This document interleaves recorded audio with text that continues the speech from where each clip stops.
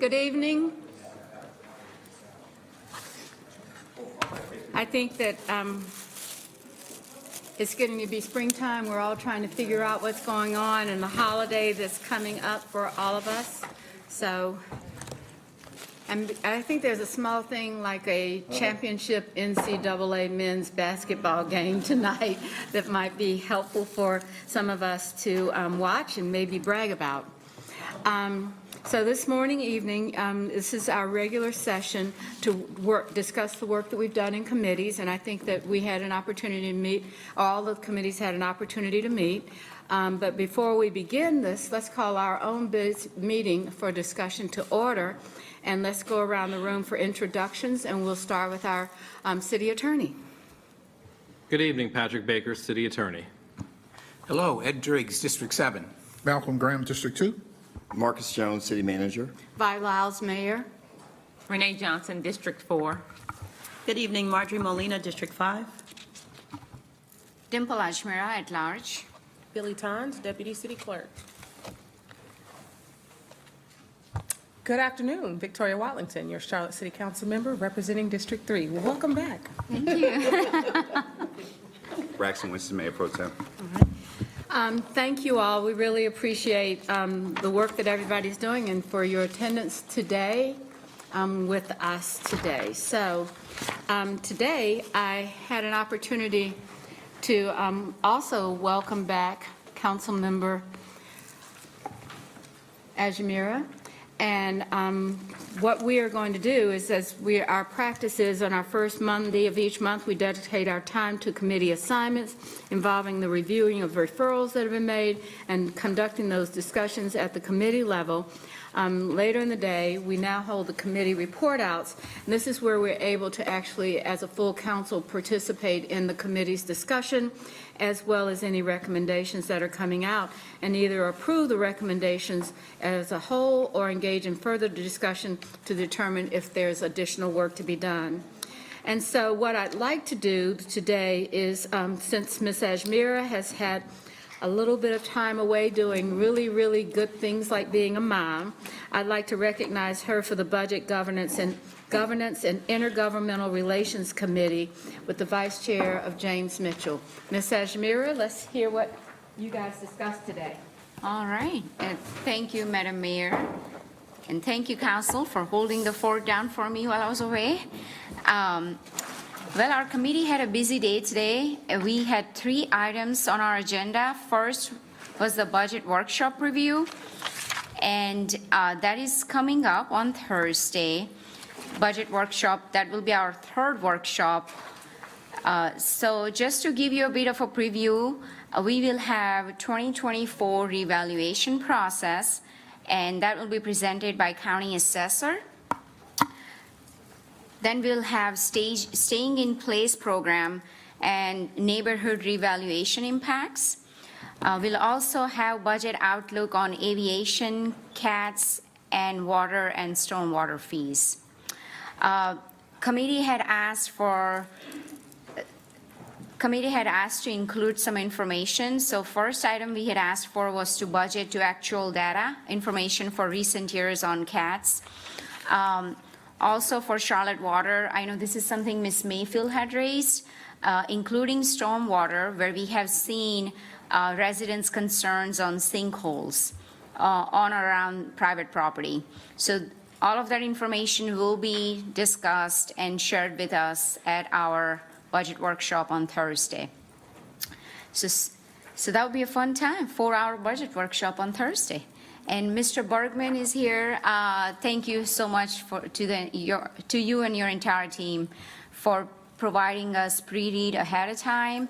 We'll be getting pre-read sometime later today or tomorrow. So that's on budget workshop. And I understand that there were some questions that were asked at our last budget workshop, and those questions will be answered as part of the reading materials that Mr. Bergman will send out. Second is evaluation process for appointed staff. I know that during our last discussion, this was referred to our committee to look at how we can modify the process that is consistent. So we discussed, well, first, Ms. Simpson from HR, who is here with us right now, she had shared with us what the current process looks like. And then council committee had an opportunity to provide feedback on what should be changed and what should be added. So there were a couple of items that were provided as part of the discussion. The first one was really having some sort of consistency and specific timeline, so that way we are doing evaluation for all three employees, city manager, city attorney, and city clerk at the same time. So I think there was consensus among the committee members to have that in May and June timeframe, so that we are aligning with fiscal year end.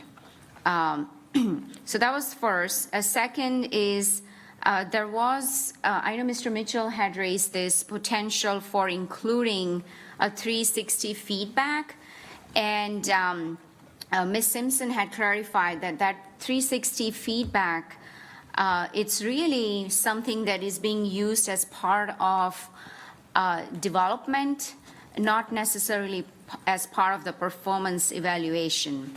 I know we had done that for Mr. Baker, so if that's something that I would like to really hear from the council on what council thinks on including that. Also, Ms. Anderson had raised including mid-year feedback so that there are no surprises towards the in year-end evaluation. I know when I worked at TIA and many other large organizations do this, where we have mid-year evaluation and year-end evaluations so that there are no surprises. So I would like to really hear council's feedback on that. Let's see. Other item that Mr. Winston had raised is having some sort of tracker for addressing council's concerns. I know there are a lot of things that gets thrown at city attorney, city manager, city clerk, and some of those items might get lost. So we need some sort of tracker to address those, and really being objective as part of the evaluation process, so that it's not emotionally driven approach or emotionally driven response when we get surveys. Also, I had proposed having some sort of third party or outside consultant assist us with evaluation process, where I had requested benchmarking that information, and I had asked for additional information as to what other cities are doing. From what I understand from other cities and towns in North Carolina, some of them actually use third-party consulting firm or consultant, like we had at our retreat, similar to that one, where we have that expertise available to us to really help us gather the information that we need. Not that our HR staff is not capable of doing that. I think Ms. Sheila does a pretty, excellent job at this, but I think this just provides us sort of more independent process. And so really at this point, I would really like to hear from all of you as to what you think about 4 items that I had shared with you. And then after I hear feedback, I can give you an update on the last item that was on our agenda, and that was a report out from Charlotte Equitable Development Commission. For those of you who have been around like I have, and I know some of you had joined us just recently, this Equitable Development Commission was put in place last year or the year before. And that was really to help us figure out how do we make decisions around equity, especially on infrastructure. So I think Ms. Molina served on that commission, right? Yes, and I'm going to recognize Ms. Carolyn Millen. Actually, you don't meet so many residents who watch every single council meeting. But Carolyn is definitely one of them, because I often get messages and emails from her after meetings. So Carolyn We were on serves. the east side too. I lost Carolyn, so I keep her real close. Yeah, so Caroline, along with Caleb, Caleb actually did present today at our committee, and they had recommendations for us. Really, is to look at a tool where we can provide information to residents. It's sort of like one-stop shop where they can see really good data on what's currently taking place. It's sort of like CIP dashboard. And I would really like for them to provide you all, there was a memo that went out directly from the commission, so you can read more about it. But it's really to ensure that we are looking at investment decisions from equity lens. And I know this was something that Mr. Winston, I, and Ms. Johnson had also discussed at our EEE committee meeting last year, where we need to have some sort of consistency on how we go about engaging our community. So that's so really overall the committee found their recommendations to be very applicable across the city across all projects that we do, and that will increase collaboration, transparency. So I'm really excited about this, and so is my colleagues on the committee. So with that, that concludes our report. So any feedback that you all have for us? Well, first, I want to say that it's great that we're getting something that we've done the same way for as long as I can remember, updated, refreshed, when we talk about the evaluation for the people that report to us. And then second, I think on the stormwater one, I think Mr. Mitchell and Mr. Driggs were in D.C. when Senator Tillis brought up a question about stormwater. And I want you to know that I followed up with a personal note to him saying, please let us have additional information. There seems to be some concerns about stormwater regulations coming out of the federal government instead of being done locally. And so, but I want you to know, I send personal notes to everyone for their welcoming us to learn about our legislative agenda. I think the question is, why don't we take them, I think that Ms. Ajmir is saying on consistency, timeline in May and June, mid-year evaluations, and a consulting expert for development of this in a regular way that perhaps we can do it. So in terms of comments or questions or inquiry, any questions or comments about that? I'm sorry. I just said good report. Okay, all right, I have Ms. Mayfield and then Ms. Johnson, both of you, want to be recognized? For once, I did not raise my hand. Oh, okay. Ms. Johnson? Well, I don't know whether to celebrate or be concerned. Do we celebrate or are we concerned? All right, okay, Ms. Johnson? Thank you, Madam Mayor. Ms. Ajmir, can you repeat the information you gave about the 360 evaluation? What's the recommendation for the The committee discussed that when Mr. Mitchell had raised that, and I think there was just general consensus among committee members to include that as part of it. But then Ms. Simpson had shared with us that we include that as part of the personal development plan rather than as part of the evaluation process. And I would rather just have Ms. Simpson share with us on how we did that for Mr. Baker.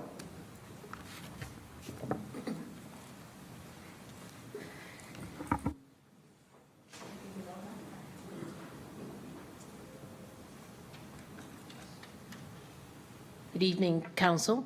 Thank you, Ms. Ajmira. So I think there are two separate processes. What I wanted to make clear today was that a 360 evaluation tool is an instrument that is, by design, a developmental instrument for the incumbent, for the person. And how it's used with a performance management tool is that the individual will have a 360 evaluation conducted, which would be an assessment of their leaders, then some of their peers, and some of their subordinates. And that's feedback that's given directly to that individual. That's where the feedback goes. And then that individual uses that information and incorporates it into their performance evaluation that will be conducted by City Council. So I just wanted to make clear what a 360 was and how to use it. And if this board decides that you would like to implement a 360 as part of the process, that will be done externally. We will hire someone to conduct that. So we talked a couple weeks ago, and I asked about it because this is something I've been talking about since 2020, at least we know.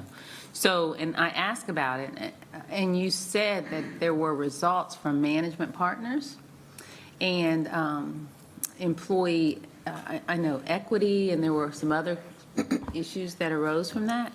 So can you elaborate? It sounds like there's one that's been done and. Yes. So the difference is that the subject that I was speaking of at that time was an organizational assessment of our recruitment and our promotional process. And equity was a lens that was looked at. And so that is an organization assessment. So in layman's terms, someone might conclude that when you say organization, the organization as a whole sounds like a 360, but I wanted to distinguish that the 360 as a tool is a very prescribed personal development tool, whereas what Management Partners did for us was an organizational assessment on two subjects, which was hiring and promotions. My question was specifically on that date about the 360 evaluation, and the response was that it had been done, and those were the results. So the reason that we're asked, so we have 3 employees, as you all know, the city manager, the city attorney, and the city clerk.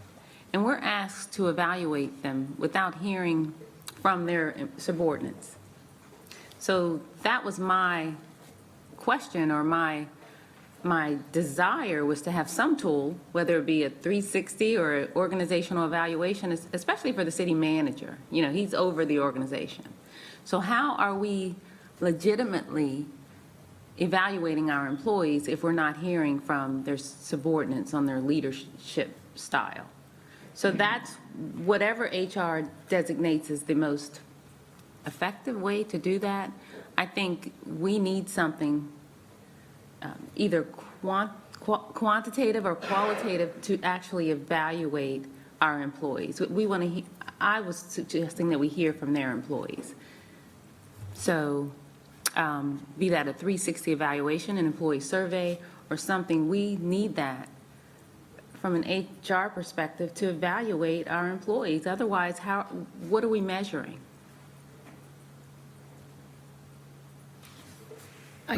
So let me answer your last question first. When City Council sets city priorities and city strategies, that information is typically done at a strategy session and is typically done annually.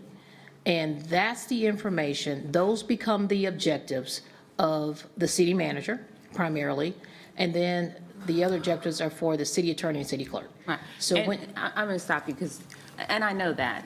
So let me be more clear. How are we measuring their leadership as far as, you know, the employee relations and all of that? That's a big part of management, Yes. is managing your people. and so in today's process, we do not have a process that city council receives direct feedback from a subordinate about any of the 3 positions that you just talked about. Exactly. So that's why I've been saying since 2020, we'd like to hear, I think it's appropriate that we do hear from the employees. Managers are evaluated on how their subordinates, in your other departments, is that a part of the manager's evaluation? That there's an evaluation on the employee relations or anything? And if it's not, that would be your call. But for us, I would like to see that we have something that measures the employee relations for the city manager. And that's why I asked for that 360 evaluation, and I thought that we had voted to include that, but I could be wrong.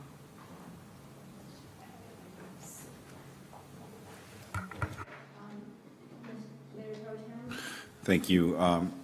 Although I think most of the committee agree with this 360 evaluation, I personally am not in favor of it, which is part of the reason why the comments Ms. Ajmera recorded of what I said is, I think we should be evaluating our employees, our direct hires, based on their ability to affect the outcomes that we kind of expect of them, right? Are they carrying out specific tasks that we ask them to carry out, or what are the results of the expectations that we set out? And I think when we do these evaluations, we deal with so much information as a council, as the 12 of us, or whether it be in our individual interactions with these individuals, sometimes those things get lost. So the ability to kind of objectively and quantifiably say, hey, we asked you to do this 10 times, and we asked you to do these 10 things. You came back and completed 7.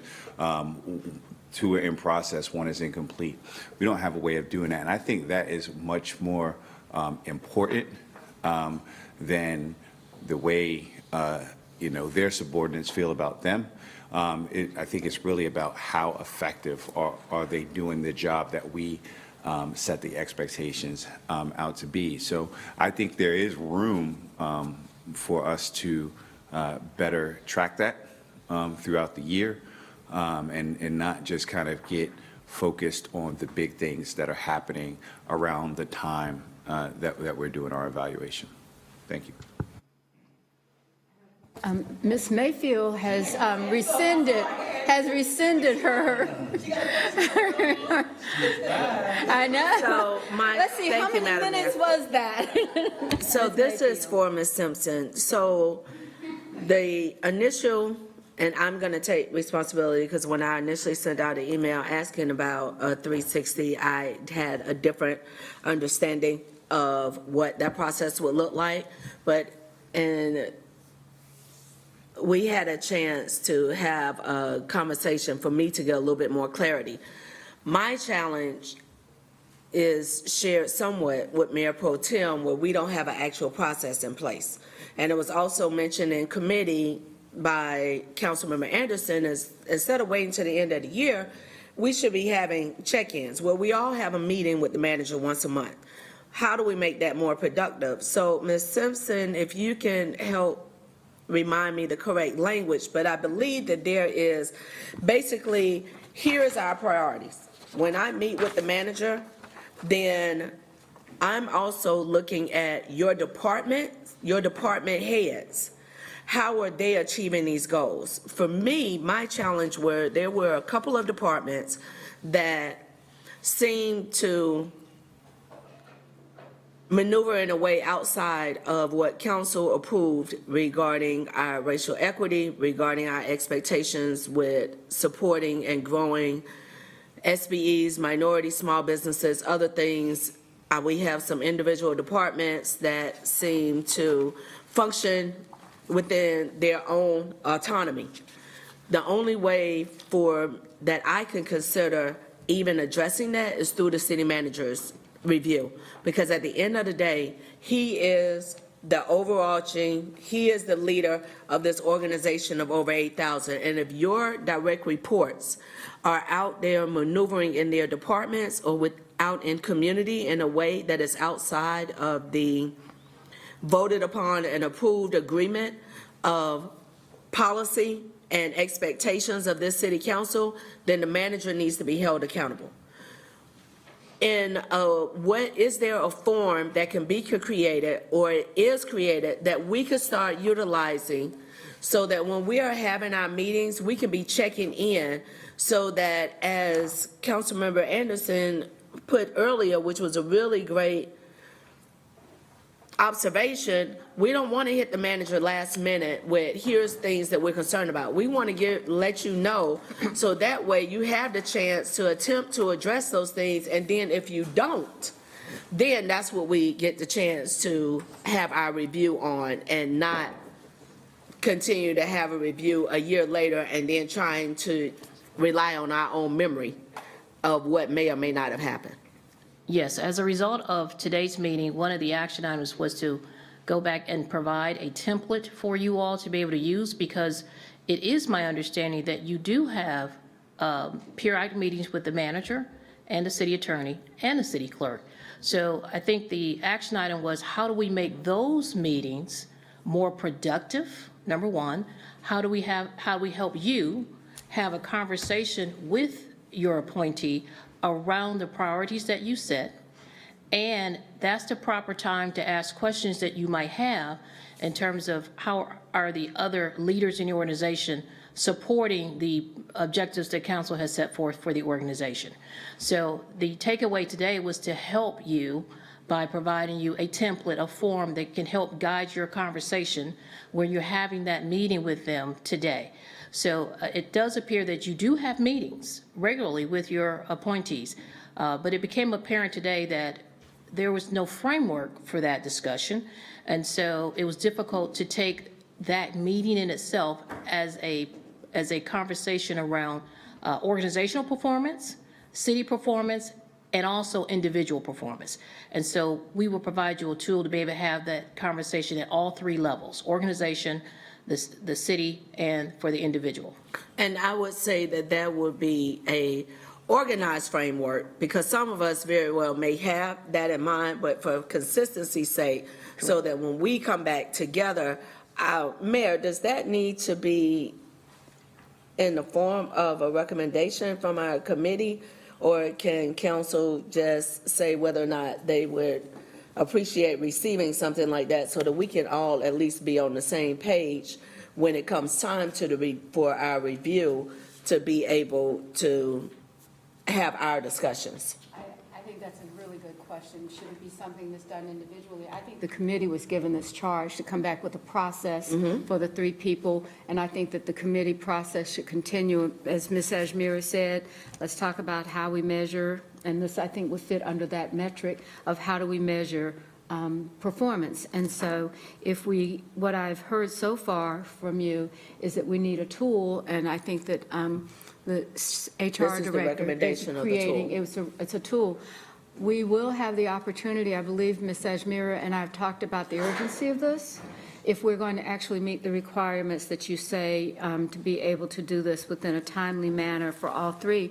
You know, these are on calendars already, but I don't think the process has been laid out, and I think is moving quickly, so I would just put it in the process bucket, and I think that will be very responsive.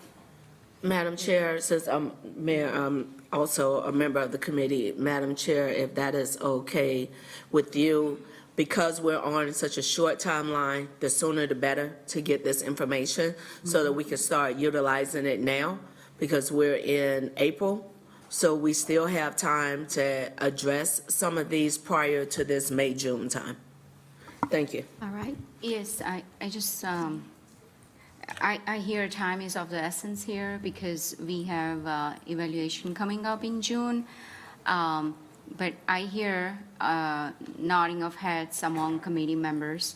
And I know someone had raised about having clear objectives.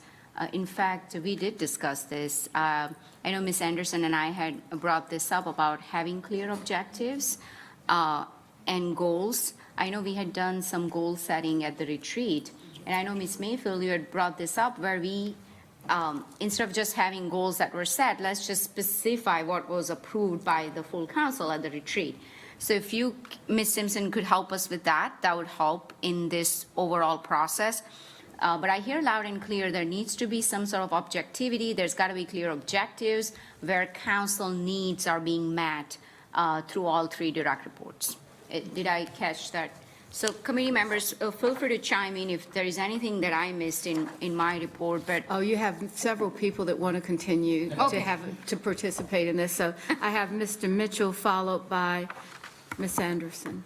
Thank you, Mayor, and Madam Chair did an excellent job reporting out. So I just want us to be clear in our discussion. The 360 feedback is not replacing our evaluation. It's an add-on. I think we want to be very clear that we take our priorities that came from our strategy session. That's still going to be the driver of the evaluation. And so I just want to make sure the narrative doesn't get lost. Our main focus evaluating our 3 people will be based on our strategic goals that we agreed, and the 360 feedback is another tool. So Yeah. I The just want to make 360 is usually after you have the evaluation to say, this is where we're going next time. But I think that having the 360 as an offer, I mean, Mr. Baker did a 360 last year. 2 years ago. And so it's kind of a tool, a tool to address questions and comments and how to do the next Better. year's evaluation. So I think it is a key part of what we do. Okay.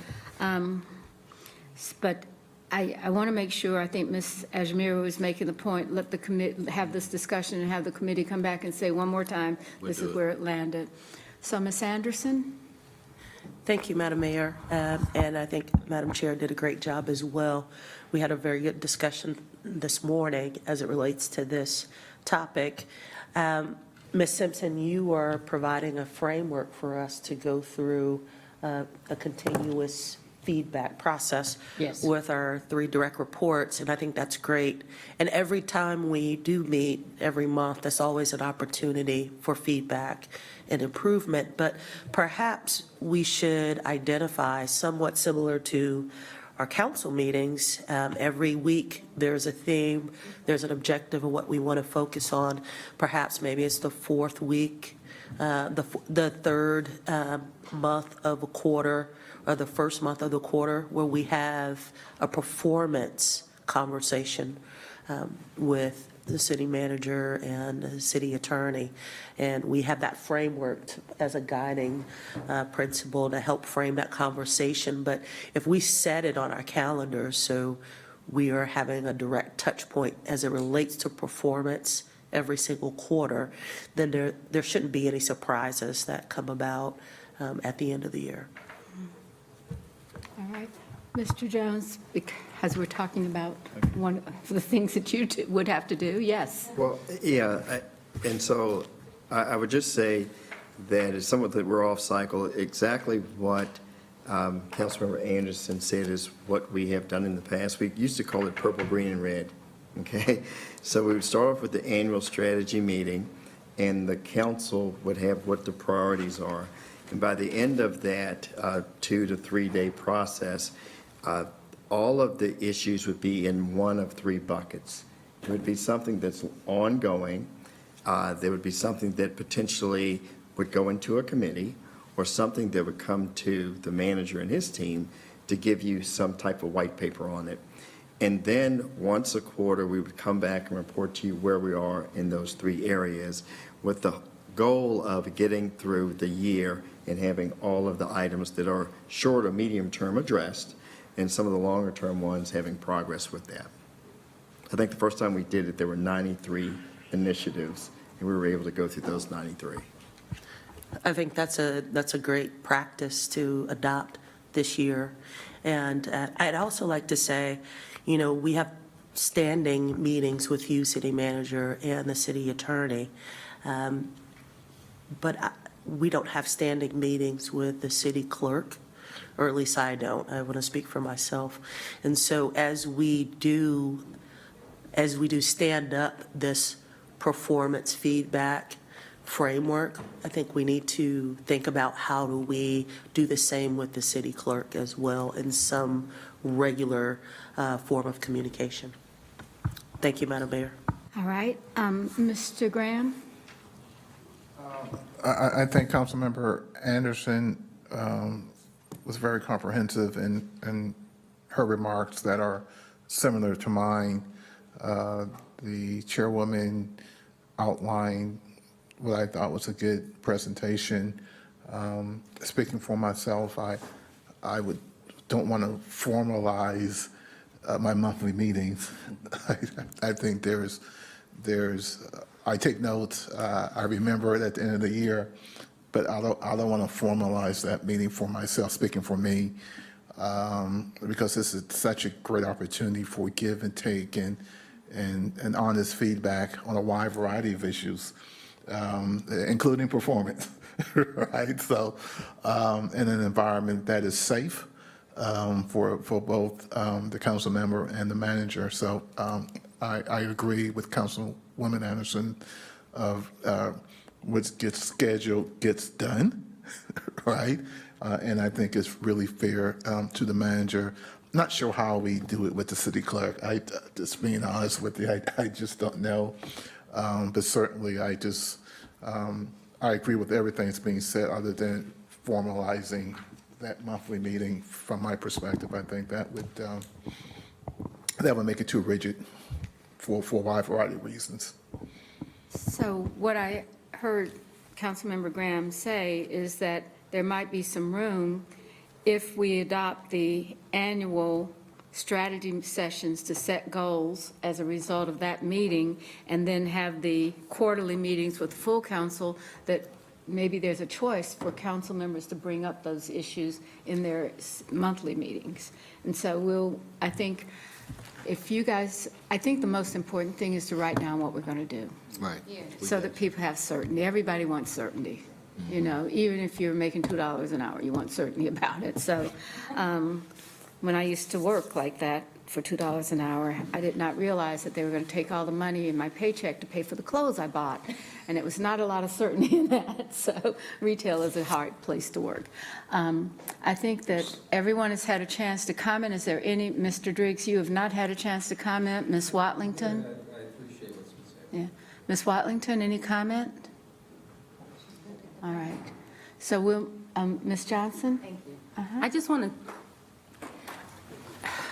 I just want to clarify, if we're evaluating a city manager, the organization of feedback, that's part of the city manager's duty. I think it's very appropriate that we would hear from the organization regarding the city management performance. I still say that we need a 360 for all of our staff. We only have 3, but the culture of the organization and hearing from employees is very important. I think the public has demonstrated that they want more from us than a laissez-faire approach. You know, we're in the news right now asking for more accountability and transparency. This is an opportunity to hear from our employees. So the fact that we're debating it is just shocking to me. I stand on I think that we need a 360 evaluation from our employees, but it's up to the rest of council how you all decide. Thank you. All right, thank you. All right, so thank you for that first item. So you've got budget workshop is done. You've gotten the process for evaluation, and now you're on Charlotte Equitable Development Commission. Any comments on it? No, That's what- there is a report, you all can just read it. And if you have questions, feel free to reach out to any one of us. But I think it's a good tool to implement. And I just personally think commission did a great job. So we gotta give a big shout out to the committee members that are here. I know Yes, thank you. and Caleb is on that, but I think they all did a great job. And we gotta somehow standardize the engagement process across the board, so that we are not reinventing a new process every time, whether it's 2040 plan or the UDO. And we've discussed this for long, and I think the commission has really done the work. So let's just go on and implement it, and that's all I gotta say. All right, so, Mr. Jones, I think that the committee had a really, the commission did a fantastic job. I think Caleb is wonderful, because at the same time he's doing this, he's got a job, and he's got selling his app, and all of these things that are going on with him. But I think the people that supported him made that process real for what we want to accomplish. So the question that I have is, we've been doing a lot of things in social media, we've been doing a lot of reports out, and so I would say to the committee, help us decide which is consistent and best for what's working and what's not, so that we can feed it into that. So I think I had Ms. Molina and then Mr. Mitchell. Ladies first. Yeah, I did. Thank you so much, Madam Mayor, Madam Chair. Yeah, I did serve on the Equitable Development Commission, and, I mean, we got some power players in our communities on that commission. Miss Maddie is on that commission. I don't know if y'all know Miss Maddie, but Miss Maddie is a complete I think powerhouse. everybody knows Ms. If Maddie. you don't know Miss Maddie, you need to know Miss Maddie. I mean, you got so many voices. You got Carolyn Millen, who I absolutely adore. I can't tell you how many times, and you know, we're blessed to have her on the east side, on Charlotte East. She's a part of that commission. But a lot of the voices that are in that commission are people who are absolutely passionate about our city throughout. And we got people from every single part, you know, of our city represented there. So you get a lot of great feedback, a lot of great passion. Caleb is amazing. He's also the chair of the Black Political Caucus currently, one of our youngest serving. So he's outstanding and, you know, extremely intelligent. So I'm really excited to see about what comes out of that committee. And Madam Chair, I look forward to, you know, your feedback or anything that you may need from me as, you know, previously being there. You know, I told them that I would, you know, love to kind of step in, even though now I'm on council, but I would love to kind of sit there and be a resource for them as I can, you know, as I'm able as well, so. Yeah. So Ms. Molina Thank just you. signed up to implement the whole tool. Well, I didn't quite hear that, but if you're going with it, we'll go with it. Mr. Mitchell. Thank you, Mayor. So you asked a good question, Mayor. Part of the report, what did Caleb say they're missing? And they shared with us they are missing a social media expert. They said that's a need to kind of get the platform out and get more public participation. So I don't know, maybe part of our budget discussion, we talking about having a social media expert. Maybe we can find a way to do cross-function. Not only do they do for this committee, but any other committee that needs that social media presence. Yeah, because this will consolidate a lot of our communications and opportunities for the community, so thank you. All right, is there hearing, oh, I'm sorry, Ms. Watlington. Thank you. I'd like to offer up the CRC. Community Relations Committee. I think, well, and we'll get into it when we discuss our report, I think there's some opportunities to leverage these committees for each other. That's a good idea to think it through, yeah. Okay. Mayor Pro Tem. Well, one of the comments that I had during this discussion as well was while we should leverage social media, we should also leverage traditional media. Media can be a great partner. They already have, they're experts in communicating to their audiences complicated information. So wherever we have the opportunity, I think we can find better ways so that we're not using, you know, too much of our efforts trying to create audiences that already exist, and we have partners in the community that effectively communicate to those audiences. So find ways to use everybody. Thank you. All right. Did you have something, Mr. Jones? All right, so thank you very much. Our next committee report, I thought we would go right into housing. Ms. Watlington? Thank you, Madam Mayor. Today in the Housing, Safety, and Community Committee, we discussed 3 topics. We started off with the Community Relations Committee. As part of our city boards and commission's review, we pulled out the Community Relations Committee in particular because we want to make sure that it is best positioned to fulfill its purpose for the last 6 decades. There are some opportunities there. There's a number of vacancies. They've only got 33 out of 45 of their positions filled, which is concerning. One thing that's 33, is that from the committee or the staff? Committee only. Okay, thank you. It was the committee. I wasn't sure whether it was a staff number or not. Oh, no. There's 33 committee members versus 45. So there's a gap of 12. One thing that I found concerning was that people are often joining the committee as per the chair with certain expectation of what they're going to get to do, and their experience is often different, and I think that that is a place where we can really key in on how do we make sure that this is value add. And even as we talk about some of the needs in other committees, I really see the Community Relations Committee as being that, I don't want to say all-encompassing, but it should be touching a lot of different things. We talk an awful lot about particular programs, for instance, our UDO and our community area planning process, needing to get the word out. So I think there's some opportunity to help the Community Relations Committee get more connected to the policies and the programs of the work of the council. There's certainly room for some of the special event things that they do, but we can better connect that to the bottom line, to the work. So I've asked them to come back in the next couple of months after digesting with staff the feedback that was given today. And we'll continue to do work on that committee to ensure its effectiveness.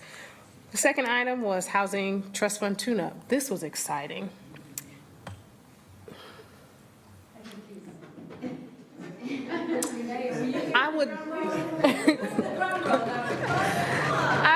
I'm just saying, ACM asked you, if it is not too much, if you or Sean could just give us a snippet of the items that were reviewed within the Housing Trust Fund. I'm going to talk a little bit about it, but I don't think I can do it justice. I really think it was amazing work. That was fabulous. And I promise you, I'm right here. I'm not going to leave you hanging, but it was worth hearing if you weren't able to be a part of it. Do you need this? It won't be long, I promise.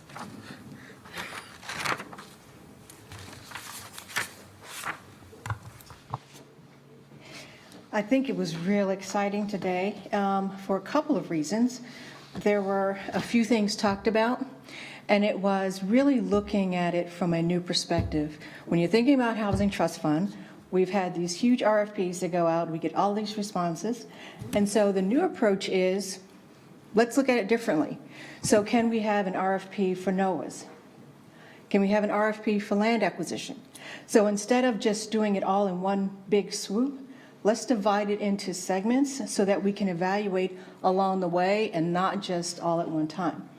Those are the pieces that you want to hear about, right? Yes, that was awesome. That was in our enhancing the application process. So as you heard, not only do we keep our 2 twice a year, we also have some specific ones. And then we can go, it's fine. Then there's 2 more. Strengthening value proposition of city investments. This one's pretty interesting. Some of the things that I've seen staff chew on over the last several months and now is being baked into policy that I think are cool. They've highlighted. Number 1 is incentivizing nonprofit ownership or rights of first refusal. So as you know, we've got a number of nonprofit partners like the West Side Community Land Trust that has been working with our department to think about what are ways that we can partner for not only long-term housing affordability, but perpetual housing affordability, which is the next bullet here. And I think that really changes the game because we know now that 30 years is not enough anymore, right? Especially with how rapidly our land values are changing. And so we really want to lean into that. Not only do we want to lean into our specific city funding sources, but we also want to get more creative about our other funding sources, whether it's federal, whether it's LISC, the county, and Livia and CMS. And I'm sure many of you have probably seen that the state is currently requesting budget items for application. So we really, that part is really about leveraging what we have here because we know that we are not in a position to be building all new affordable housing. We certainly can't do it by ourselves. Secondly, because we know the time value of money has had an outsized influence on our work over the last several years, we understand and can appreciate the importance of having shovel-ready projects because as we saw last time, and don't expect it to change, that the money that is being requested will then have a second round of ask as those projects get through the timeline. So we really want to prioritize shovel-ready. The third big picture or the big bucket is expanding avenues for innovation. So we have said time and time again that we wanted to make sure that we were not just investing in new builds and doing kind of the same thing over and over because we can't build our way out of affordable housing. So there were 4 areas in this particular bucket, and first one being incentivizing employer participation. So this team force housing model, we really want to lean into that. We've talked a number of times, and we've seen a couple of pilots, if you will, partnering with our transit organizations. I know that you all are familiar with the work that Lowe's did and some of the other companies along the Blue Line in terms of getting their employees mobility passes and things like that. We want to do the same thing with housing. We also want to integrate the UDO bonuses and the funding review into the work, and we want to layer housing trust fund with non-housing economic mobility investments. We keep talking about how it's not just a housing thing, right? Housing and earnings go together. If you can earn more, you can afford more in housing.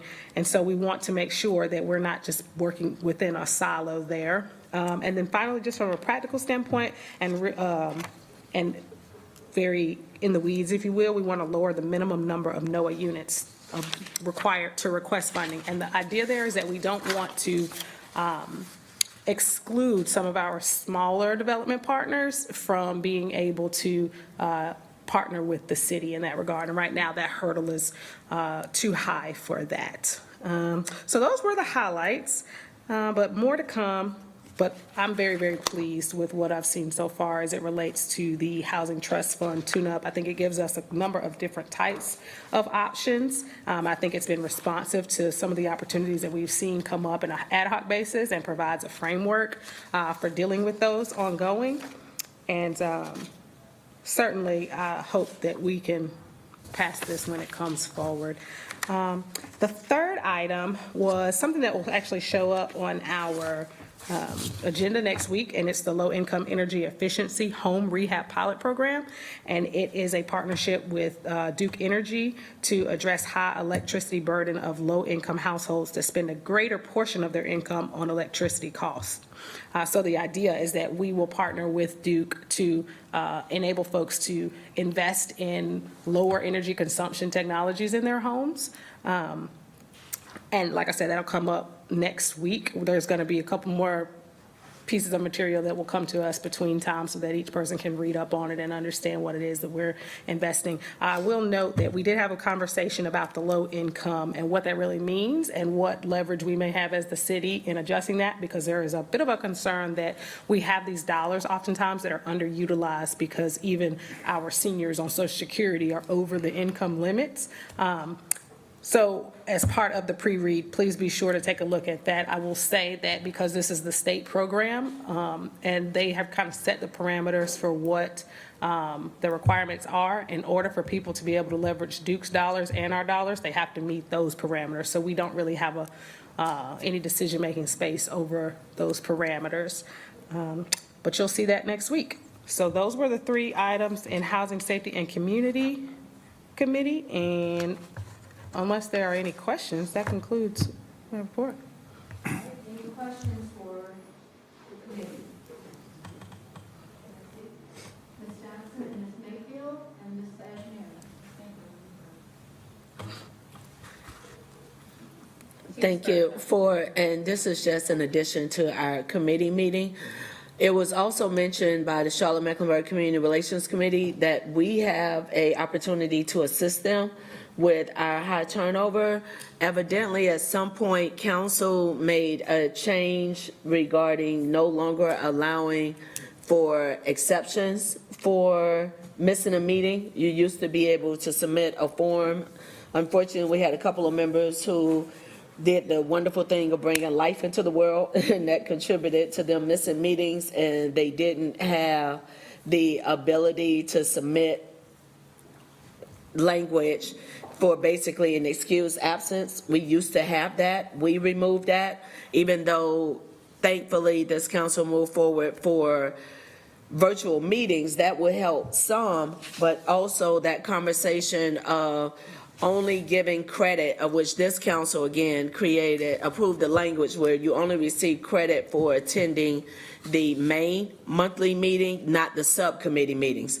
And subcommittees is where you see a lot of the work. So, and with speaking what was shared earlier, when some individuals come in, the main meeting might not be as productive as they would like, so they put more of their energy in the subcommittee. We have the ability to update that language to, one, give ability for excused absences, and two, to account for attendance in subcommittee, not just monthly meeting. So that was just an additional piece. I wanted to make sure we all knew that it was some changes that were made on behalf of council that now created an additional barrier, and that may be something that we can look at across all of our boards and commissions just to have consistency. And I believe that, as a matter of fact, it was already referred, yeah. Okay, perfect. All right. It got referred to. Oh, good. Ms. Johnson? That was my comment. Okay. Ms. Ashmira, anything further?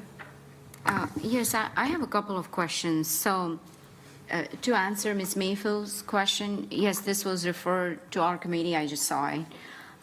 So we'll be discussing that. And we can certainly prioritize that because I can certainly understand why this is very important as someone who has gone on maternity leave twice now on council. So I certainly think we need to address that. Well, I have a couple of questions. So I really like where we are, Housing Trust Fund will be doing sort of, we'll be reviewing requests on ad hoc basis to respond so that we are responding to the market. I think that's really good. In terms of the NOAA, I know Ms. Watlington, you stated that we are reducing the number of units. So what is the count now? And what was it before? I have no idea. Okay. Mayor, if you don't mind. So what it is right now, in order to qualify, that NOAA needs to have 50-plus units. So when the conversation was around reducing, that was for those smaller units that might have 10, 12, 4, like a duplex Got it. that you see, but they don't qualify today. So it was really 50 Got it. units or more, and they're asking for 50 or less. No, I think that's great because certainly NOAA, we have seen it's really very efficient use of our taxpayers' dollars. What I really got excited about when you talked about energy efficient program, because I know that in the past, a city had worked with nonprofit, and I know Senator Salvador, when she ran this nonprofit, or she probably still does, they helped residents with reducing this utilities burden because some of them were actually paying more in utilities because they had system that's been around for like decades. And some of the utility bills were like over $500. So that's great to hear. Have we thought about also including some of these nonprofits that are already doing the work in this partnership program? And what funds are we using for this partnership? Is it general account or is it the CDBG? So the 1 million for this particular tranche, if you will come from the ARPA dollars. Got it. Okay, so that's already been allocated as part of our addressing housing, right? Well, we'll vote on it next week. Got it. So that's just allocation that we are approving to go towards this partnership. Correct. Got it. So yeah, I'd be interested in seeing if we could also figure out where some of the nonprofits are doing, and if we can include them as part of this pilot. Because I think our dollar will go a lot further if we can continue to partner, because some of these nonprofits are already picking up the tab, but if we were to partner, that partnership will go even further, and we'll be able to serve even more residents. I know there was a pilot done that was actually Camp North End neighborhood. That's where the first pilot was done. That was like several years ago. All right. Mr. Driggs, followed by Ms. Mayfield. Thank you, Mayor. I just wanted to find out, in connection with intergovernmental relations and housing, whether everybody here is aware of SB 317. Does that ring a bell? Yes, it's. So This is obviously of concern to us. If anybody doesn't know, it's a bill that's currently pending in the legislature that would allow developers to put whatever they want on 80% of a development site if 20% was affordable. And that affordability apparently needs only to extend for a year. So I'm regarding this right now as kind of a shot over the bow on the part of the legislature, and I believe the reaction to it has been vocal enough for many of the constituents and other local officials in the jurisdictions of the legislators. But I did talk today to the League of Municipalities, where I'm a former board member, and to Dana Fenton. And so I think we just need to keep an eye on this, all right? I mean, I don't know how it could evolve, but it has the potential to be very disruptive to the way we manage land use. And sorry. Mayor, I have Ms. Mayfield next. and then I have. I think it was in response. Thank you, Madam Mayor. Mine was just in response for, when you look at the language, it's a total of $4 million. Duke Energy is bringing to the table 3 of that 4. The request that is coming to us for the ARPA is $1 million, so that ratio of leveraging. I'm actually going to also be interested in getting additional information, because as of January 1 of this year, we have new federal language regarding new EPA controls of a minimum of 7 SEER, I think, regarding HVAC units. That is a much more expensive upfront cost, getting these more environmentally friendly units into older homes. We also are having a challenge with supply chain issues with some of the parts needed for older.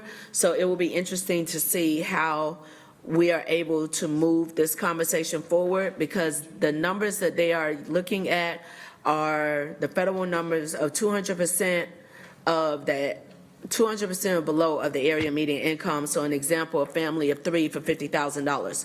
We know that we have a larger group of the community that may be outside of that 50,000 range. So it will be interesting to see how we're able to be creative, whether it's through our CDBG funds or other funds, in order to address the needs that are happening. All right. Ms.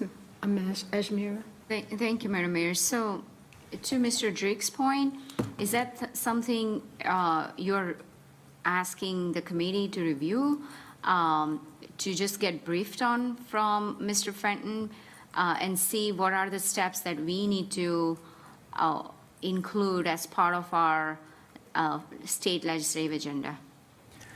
I guess I would encourage members of the committee or yourself outside of our schedule of meetings to kind of just keep an eye on this and take an interest in it, get the information from Mr. Fenton, and notify the council as to, because it's going to probably unfold pretty quickly, I think. And again, it may not come out of committee. Right now, I think it's in rules or but it's just because of the implications and because of what it might be, if it morphs into something else, what it might mean for us. It's just critical to our own affordable housing priority.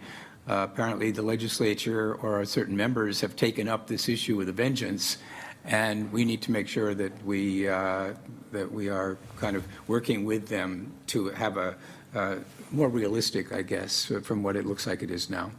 Sure. So if you would, and again, on the housing side, if you would just take it upon yourself to watch that. I've been hearing about it just because of some people I know, but, the council needs to be aware. Thank you. Yeah, thank you. All right. Do we have any other questions or comments? Ms. Johnson? I would just echo what Mr. Drake said about the House Bill 551 that we received notification about today. Yes. So the House Bill 551, it looks like, the source of income discrimination is being proposed that the city not have the ability. But that's been updated. There was a clarification that was not intended to negate and they're making wording changes to make sure it doesn't do that. Okay, I heard that it wasn't intended, but if you read it, it directly does. I mean, everything about it. But Mr. So I don't Fenton know said they're working on the wording of that because it's not intended to They're do that. changing the And I think it's understood that that's not meant to happen.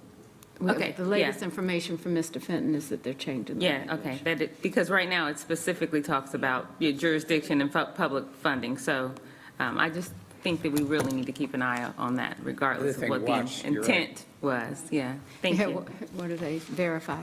Okay, so Mayor Pro Tem, and then we'll go on to the next committee. No worries. Okay. So our next committee is Jobs and Economic Development. Mr. Graham? Thank you, Madam Mayor. The Jobs and Economic Development Committee met this afternoon, rather. Dre's Ashmira, we welcome her back. Molino and Wallington were all in attendance.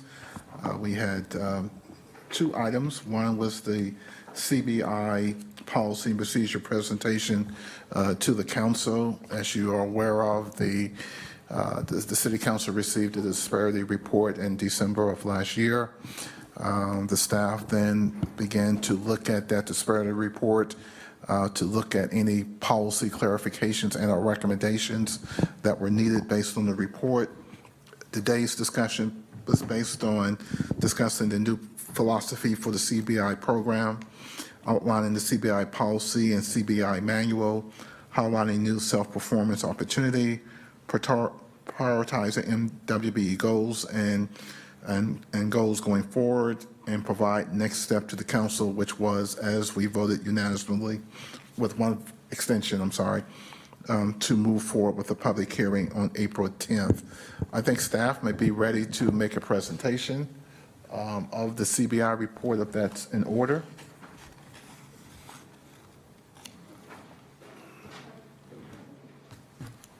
And that way, council can hear it for yourself.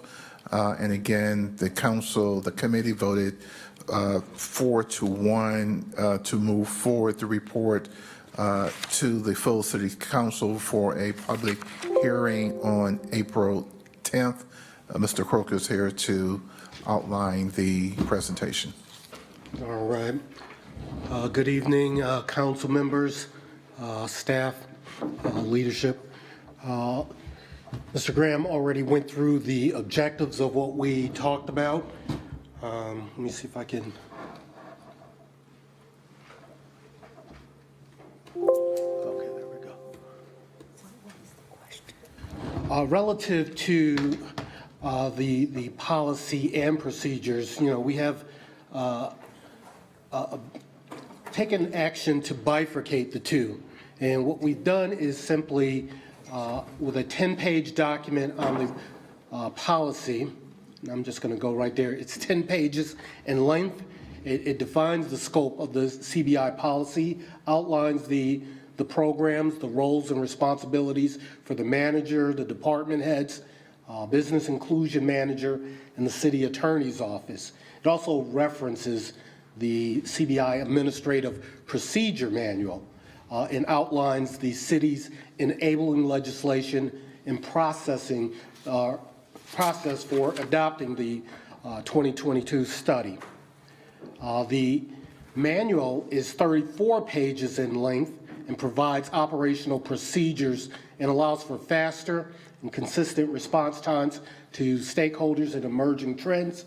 It requires staff to operate within the authority granted by City Council and through the CBI policy. If additional authority is needed, then staff will seek authority from City Council beforehand. So any changes that are needed relative to the policy, we go to Council. If there are any with procedures, we go to a sign off from the manager. And we did that to make it really simple, as opposed to taking everything through council. For example, one of the procedures that we've decided to add to the procedures is being able to have a hotline or email for disgruntled or certified firms who have a complaint, and they can voice it to us early on in the process so that we don't avoid what we recently had was a complaint that something happened 2 years ago, and when it got to us, there was very little we could do. So to take things like a procedure, we want to be able to handle that internally. Now, currently, what we have is a document, as you know, that's made up of 50 pages, and everything is bunched together. And so what we want to do is kind of break that out in the 10 pages and the 34 pages, which is the procedure. In the CBI policy, relative to self-performance opportunity, the previous policy did not allow for MWBEs to count any self-performance toward contract goals. We've made that change with the revised policy. So in other words, if you have a CBI certified firm, let's say we have an MBE, and they have a prime contract, we can get full credit for their work and their workforce versus having them provide the participation goals with the M's and W's. That's different than what we've done in this current policy. Now, on the, you want to speak on this part?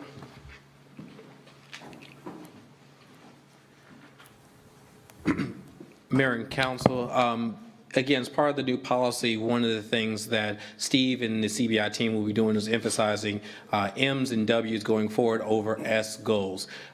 As we talked about during the committee today, state law allows us to prioritize MBE goals and WBE goals over SBE goals. What you have before you is the state statute that talks about minority business participation goals and looks at, again, creating statewide standards for participation. In addition, we have a local act, which is in section 8.88 of our charter, which talks about, again, the small business enterprise program. As part of that language, it again talks about that the SBE program is intended to supplement but not replace the state statute, which talks about M goals as well as WBE goals. As such, with this new disparity study that we are adopting, we are transitioning primarily legally in a way to conform to state law, which is prioritizing M's and W's for goal setting in that regard. That would then lead to a situation, just to make sure everyone's clear on this approach, which is an approach we have been implementing in regards to our program since the adoption of the SBO program in 2002 to present, that if we're setting a goal for any type of M, W, or S, it must be at least 3 within that particular category to ensure that we're having adequate competition amongst those firms in that particular goal. Before you, at the very bottom, again, you have 2 options, which is one's a correct approach and one's an incorrect approach in regards to goal setting. I want to emphasize that, again, the 3 MBE architects, because there's 3 within a one particular category, that will allow for a MBE goal for architecture to then move forward. Similarly, 3 WBE security firms will allow for a WBE goal for security firms. However, I don't want to give you the impression that there's a cross-pollination of MBEs or WBEs that will allow for a goal. So an incorrect scenario would be 1 MBE landscaper, 1 WBE hauler, and 1 MBE supplier would lead to an M or WBE goal. That would not be the situation because we require at least 3 in that particular category before a goal can be set. So I want to make sure you're at least aware of that. Legally, again, we're just de-emphasizing S's, which means that if there are no M's or no W's available, we may then set an SBE goal. But to the extent we have those in the actual database in our system, it will be, again, legally sound for us to move forward with a W and M goal in that regard. So I will turn it back over to Steve. Thank you. And so where do we go from here? Well, Council Committee votes on the staff recommendations, which took place this morning. If a majority approves, then it will be placed on the City Council agenda for next Monday, April 10th, for a public hearing on the new policy. If a majority approves the adoption of the new CBI policy, then the CBI policy and the bifurcated manual will become effective on July 1 or next fiscal year. And even before that, there will be a bunch of training for our internal stakeholders to train them on these new changes and how to. That will be it. We tried to get through this as quick as possible. Any questions? Yes, sir, Mr. Mitchell. Mayor? Thank you, Madam Mayor. Mr. Coker, great presentation, great work from your staff and your in the committee. Can you go back to slide those self-performance? I just want to make sure we're not taking away opportunities. So on the previous CBI, on bullet number 2, required our prime contractors to seek MWSBE as subcontractor. I think you need to carry that as well to the revised CBI, because if you look at our data, most of the prime contractors are not MWBE. And then when you set the aspiration goal, we try to get MWB participation. If you don't include item number 2, it's going to be difficult for us to hit the aspiration goal for MWBSE. So please carry bullet point number 2 to your revised CBI policy, because what I'm understanding, I could be wrong, are you deleting item number 2? I rushed through that. I want to be clear that we would still set MWBE goals For the prime. for majority firms. If the prime is a M and W or a W, we will utilize that spend for the participation goals. I'm with you. So we'll continue. Thank you. Okay. Mr. Driggs. Thank you, Mayor. I'd like to note that it was a very strange experience talking about CBI today without Mr. Mitchell in the room. Mr. Coker, you mentioned earlier that there was going to be an economic impact analysis. That's of great interest to me. I've expressed reservations partly. Could you talk about that a little bit? Yes, Mr. Driggs. Going back to last fall, we had several questions about the return on investment of the program. The city invests, at this point, a couple $1 million in the program, and you always want to know how we're doing and get more granular than what we get in the annual report. And so what we've learned is there's a way to measure that by doing what's called an economic impact study. And in the study, we'll learn about the direct benefits, obviously, how certified firms are growing, how many jobs are being created, the tax ramifications, and then there are the indirect benefits that could be learned from such a study, such as maybe the impact on maybe their suppliers, restaurants, real estate market. They get that deep and granular with this type of study. And so we are probably a week away from selecting the firm who will conduct that study. I've learned on average it'll probably take about 4 months to complete. And the hope is, and I say the hope, is to have the results of that with our annual report. So we'll be able to take the typical annual report information as well as what will come out of the economic impact study. All right. All right, are there any other questions for Mr. Coker or for our attorney? All right. Is that Mr. Graham? Okay. To the next item. Yes. Secondly, the committee took up the Sullenberger Aviation Museum. Basically, the museum, as you know, is the home of the story of the Miracle on the Hudson, which is currently going through a fundraising campaign to name that facility after Sullenberger, who was the pilot of the plane, and that plane is basically housed at the Sullenberger Aviation Museum, which will be the name of it.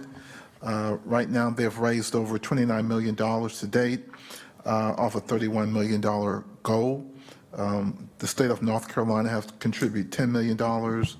The Airport Cannons Fund, $5 million. Mecklenburg County, $3 million. Honeywell, $1.5 million. Bank of America, the Dow family, and Rick Elias, who was actually on the flight that came down, each donated $1 million each. We've been asked, the committee, to consider a $2 million contribution from the Hospitality Fund, which would achieve the goal for the museum. The committee voted unanimously to support the $2 million request.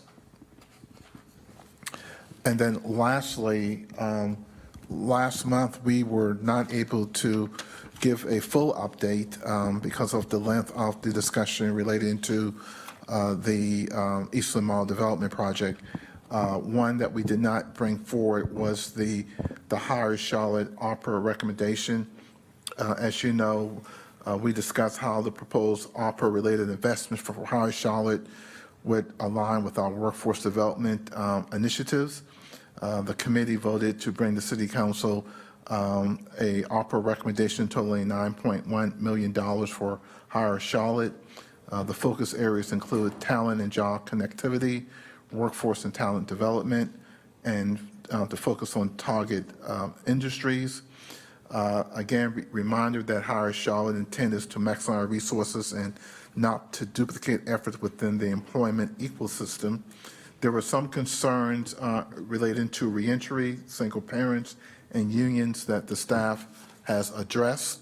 For an example, under unions, the city met with Scott Thor, the labor representative and business manager for IBW Labor Union 379, to learn more about apprenticeship programs, opportunity to hire justice involved individuals, etc. Scott was a great resource, and he's also serves on the Charlotte Works Board of Directors. We also work with NC Works Career Center and Next Generation Youth and adopt programs for referred interested in employment opportunities there.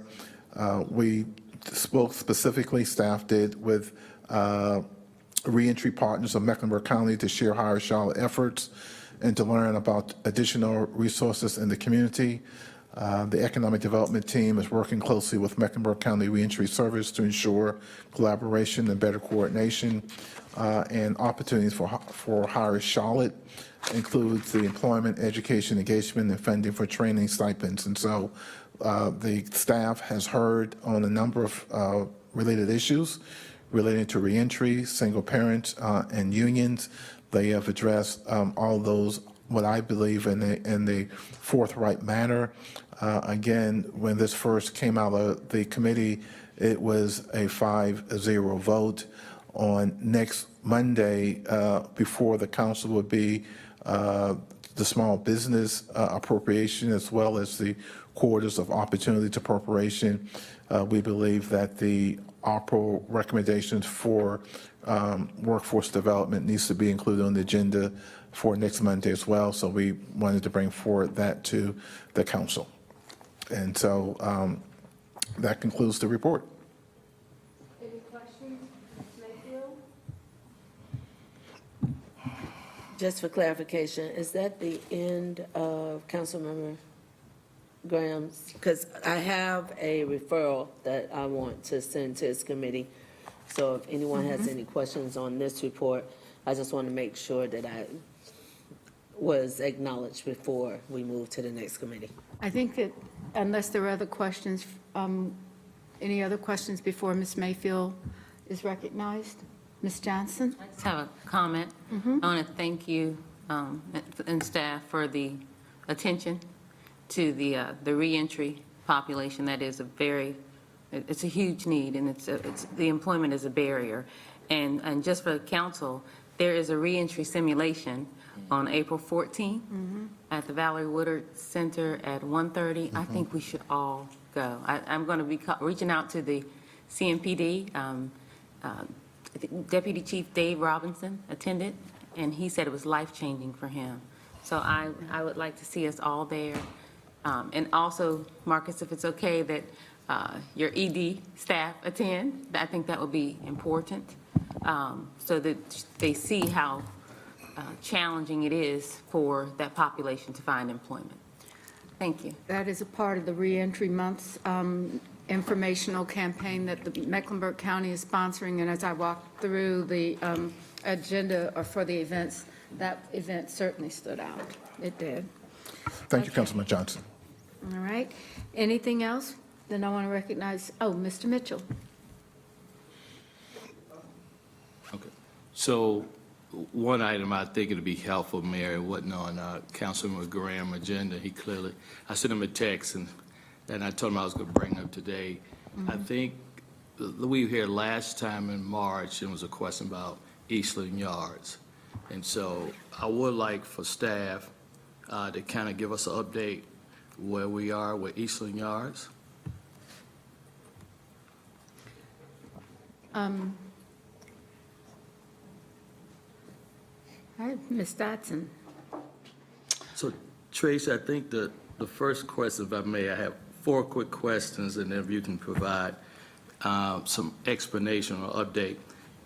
One is, we talked about the new deadline, and I think in the community, there's a conception that we started March 6th with the new RFP process.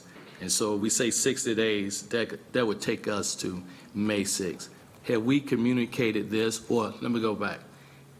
Has the clock started on the 60 days?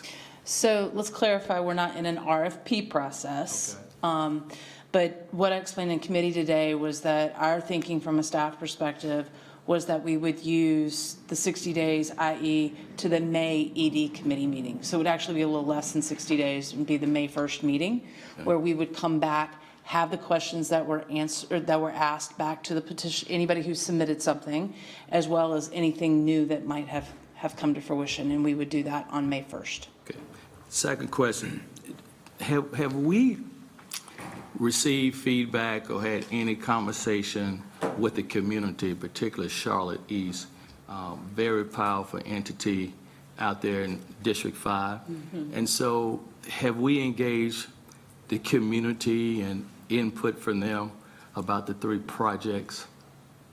Not at this point. I'm not aware that we have. I think we've been taking comments in and hearing them, but that we have not done any intentional community engagement to this point. I think we felt like we needed to get viable petitions, right, that we really could get council comfortable with moving forward or continuing the dialogue on. And then at that point, I think we can definitely take the ones that we see forward. Okay. I know in the last meeting, we had a lot of conversation about what did council have for us, public investment. And so has there been discussion what dollar amount that is, and have we articulated that to the 3 proposals that was sent in already? So that is one thing that we have not done. And what I would say is that if we decide that we want to do that, that we should put a range out there. What I wouldn't want to do is see people just fit their petition just to that dollar amount and thinking that if we make that dollar amount, you automatically move forward, right? I think what we were trying to do is somewhat leave the door open, but offer some guidance back to the petitioners that had come in. I think they heard, the ones that had already come in, I think heard loud and clear that the investment numbers were too high, and see what they could do rather than necessarily setting an exact number that they had to fit into. You know, other cities I think about, Nashville has used public funding and recreation uses. You even take our neighboring city of Rock Hill, who use all public funding for their recreation uses. And so I guess one question, what model are we using to judge these 3 proposals? And have we got comfortable with public funding for recreation use on these 28 acres or 23 acres? So I think that in terms of our evaluation criteria, it is left somewhat loose because we want to adhere to, we had a lot of different influencers along the way, if you will, right? When we went to the county about Crosland's tax increment grant, they had certain things that they expected to see on that side of the site. If you take all the years of community engagement, they had certain things that they wanted to see on the site. And so our criteria is really, I think, trying to hold true to that. That is also something that can serve as an activator for what Crosland is doing on the other side of the site. Might be slightly different than if you had a blank slate, right? I mean, we're just trying to find a solution that can work for all the interested parties. The other piece of it is that we have always maintained there's some level of public investment on this side of the site. It's just finding something that, you know, is the right level of investment with the right level of activation for what will be good for the east side as well as the Eastland site. And if I can add, Councilmember Mitchell, the cities that you referenced, I think I'm right, they all have park and recreation under their jurisdiction, which makes a significant difference in terms of. And I don't know, you might be right. I didn't know, so the city council responsible for the park and rec in Rock Hill? Yeah. Okay. Yeah, I think and Nashville, yeah. You're unusual Okay. in that We respect, don't own and sometimes I wonder if that was the best decision that we made. 20 years, it was not, because we lost pocket parks neighborhood parks and facilities. It was there. It Which just would happened. make it a no-brainer, right? If we Yeah. had park funds to go towards an athletic facility like a AAU facility, like a swimming pool, like a tennis, like a number of things. So that begs the question, does Mecklenburg County's Park and Recreation Council know of this opportunity? And we've been very transparent. I think since we were here last month, we have met with the county's ED committee, given them a status update of where we are with things. Parks and Rec is engaged in the park that currently is planned for the Crosland side of the site. So everybody is aware of what is going on. Good. So the timeline that we should have everything back May 6th, are all three submitters aware of the timeline? So yes, so we have submitted questions back to them Okay, with, here's the additional information that we're looking for. okay.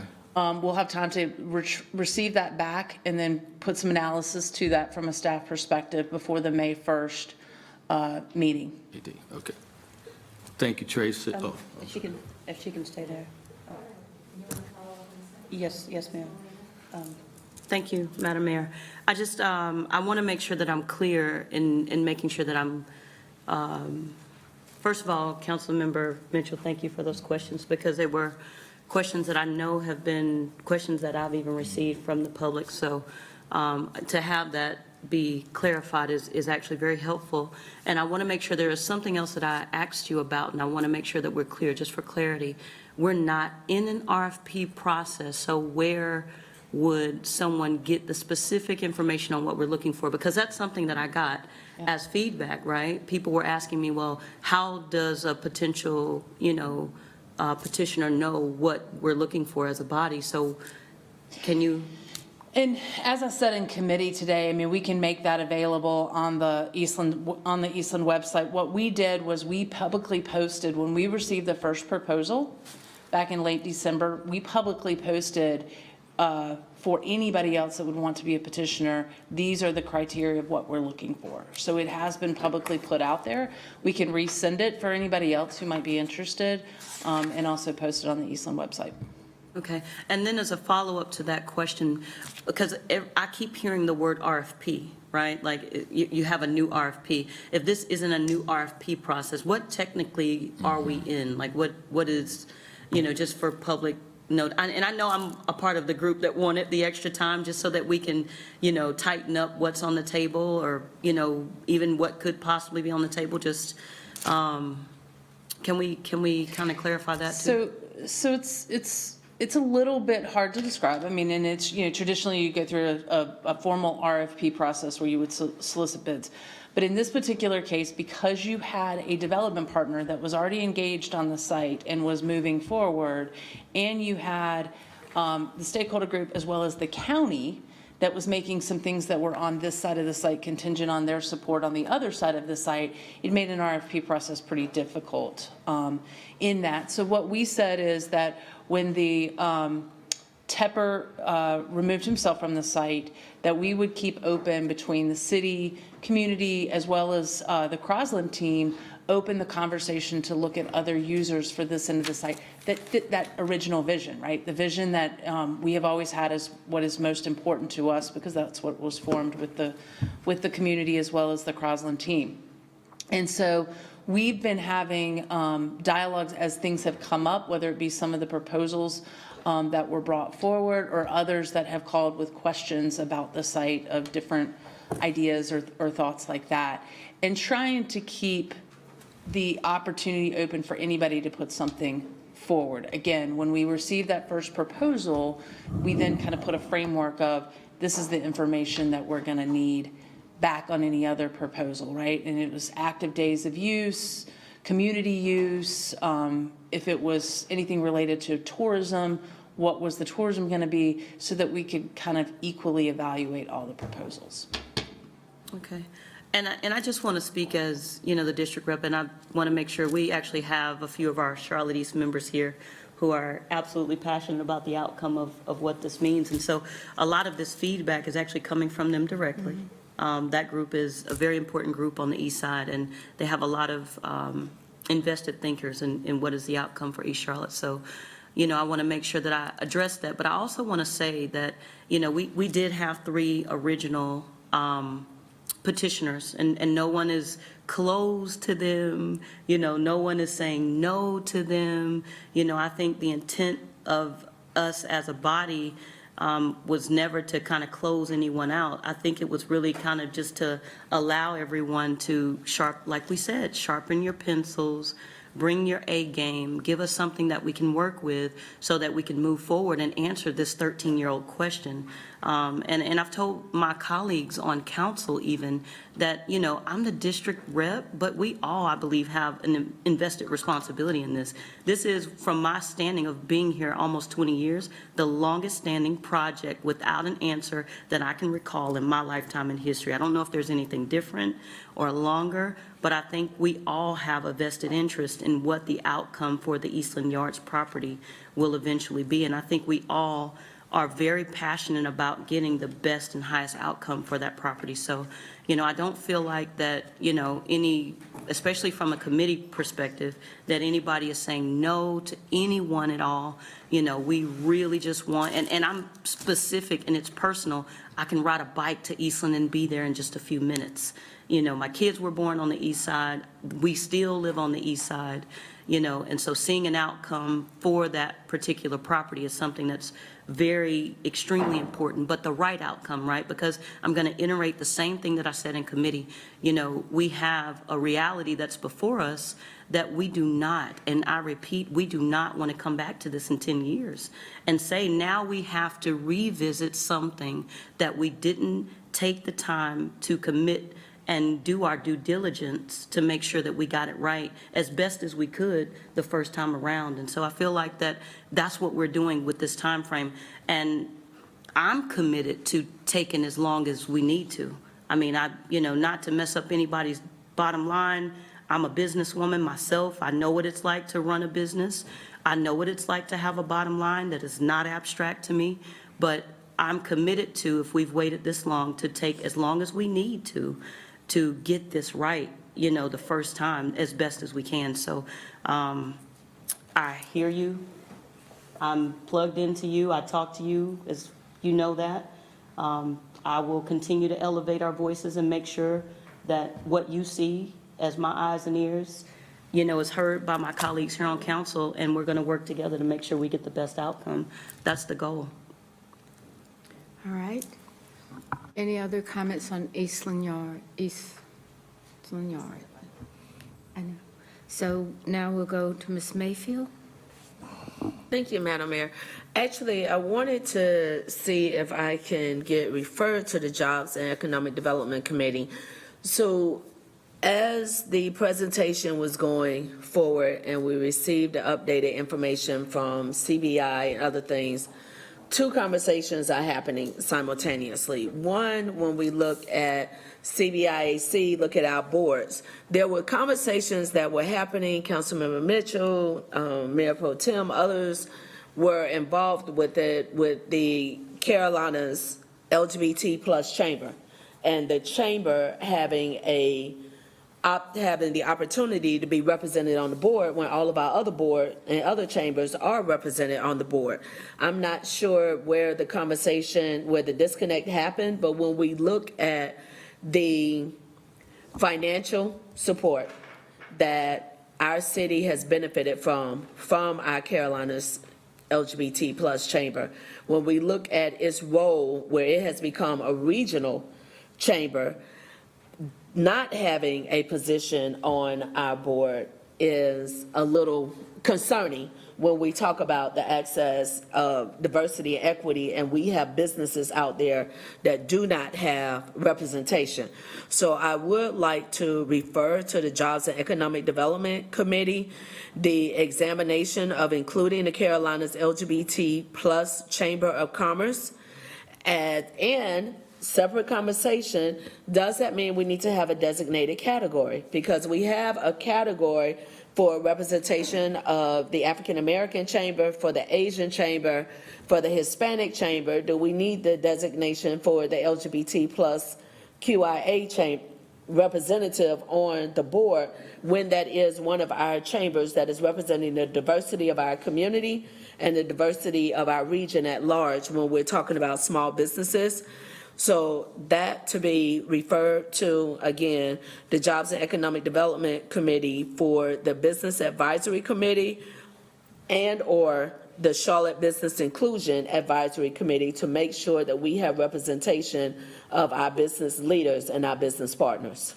Ms. Mayfield, I want to thank you for bringing this up.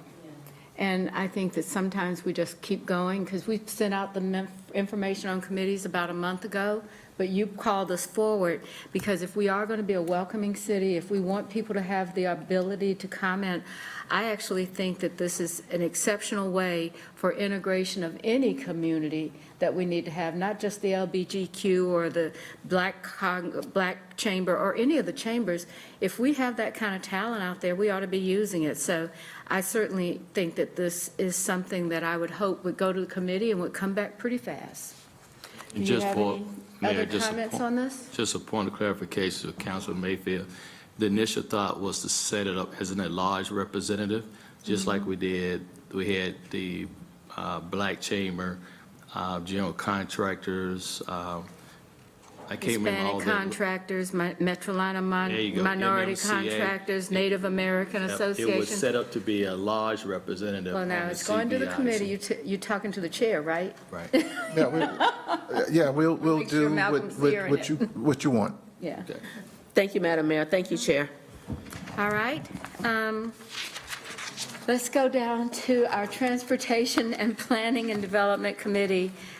Mr. Driggs, I think you've probably been talking about this every day for the last 2 weeks. I'm not sure how many people need to, but I want to really thank Ed for doing this. If you know how much energy and time it takes for all of us to hear and listen and understand, I think you can double it or triple it at the time that Ed has spent on this. So let's go to the committee chair.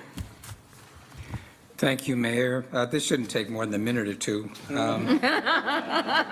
So I will. Game starts at what, 8? The members of the Transportation Planning Development Committee are myself as chair, Ms. Anderson as vice chair, and council members Graham, Johnson, and Mitchell. We had 3 items on the agenda today, and I'll start with the shortest one, which was a UDO text amendment and community area planning. We didn't actually have time to get into community area planning, so Ms. Craig outlined for us 4 text amendments that are in the works that she wanted us to be aware of, which I'm now sort of sharing with the full council. You can see in detail what they are if you just look on the committee website, and you can see the slides.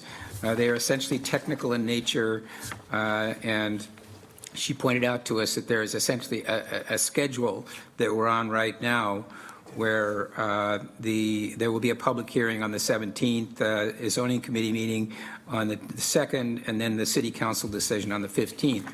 So just for your awareness, that's coming. And this is part of what I consider to be a very healthy ongoing process of updating the UDO as situations come to light. So the first item on our agenda was a mobility update today, and this was basically, I think partly in response to the fact that some people in the community have said, we're not really hearing about the mobility plan, what's going on? And there are things going on, so it was a matter of communication to make sure that everybody was aware of it. And for that purpose, Geraldine Gardner, who is the CEO of the Central Lina Regional Council, came and spoke to us about the Connect Beyond program. And the Connect Beyond program is a large area endeavor to create a regional plan. And she pointed out to us that, in fact, the members in this comprise 2 states, 12 counties, 5,000 square miles, 2.6 million people. The partners include CATS, MTC, 2 DOTs, 5 transportation planning organizations, and 17 transit agencies.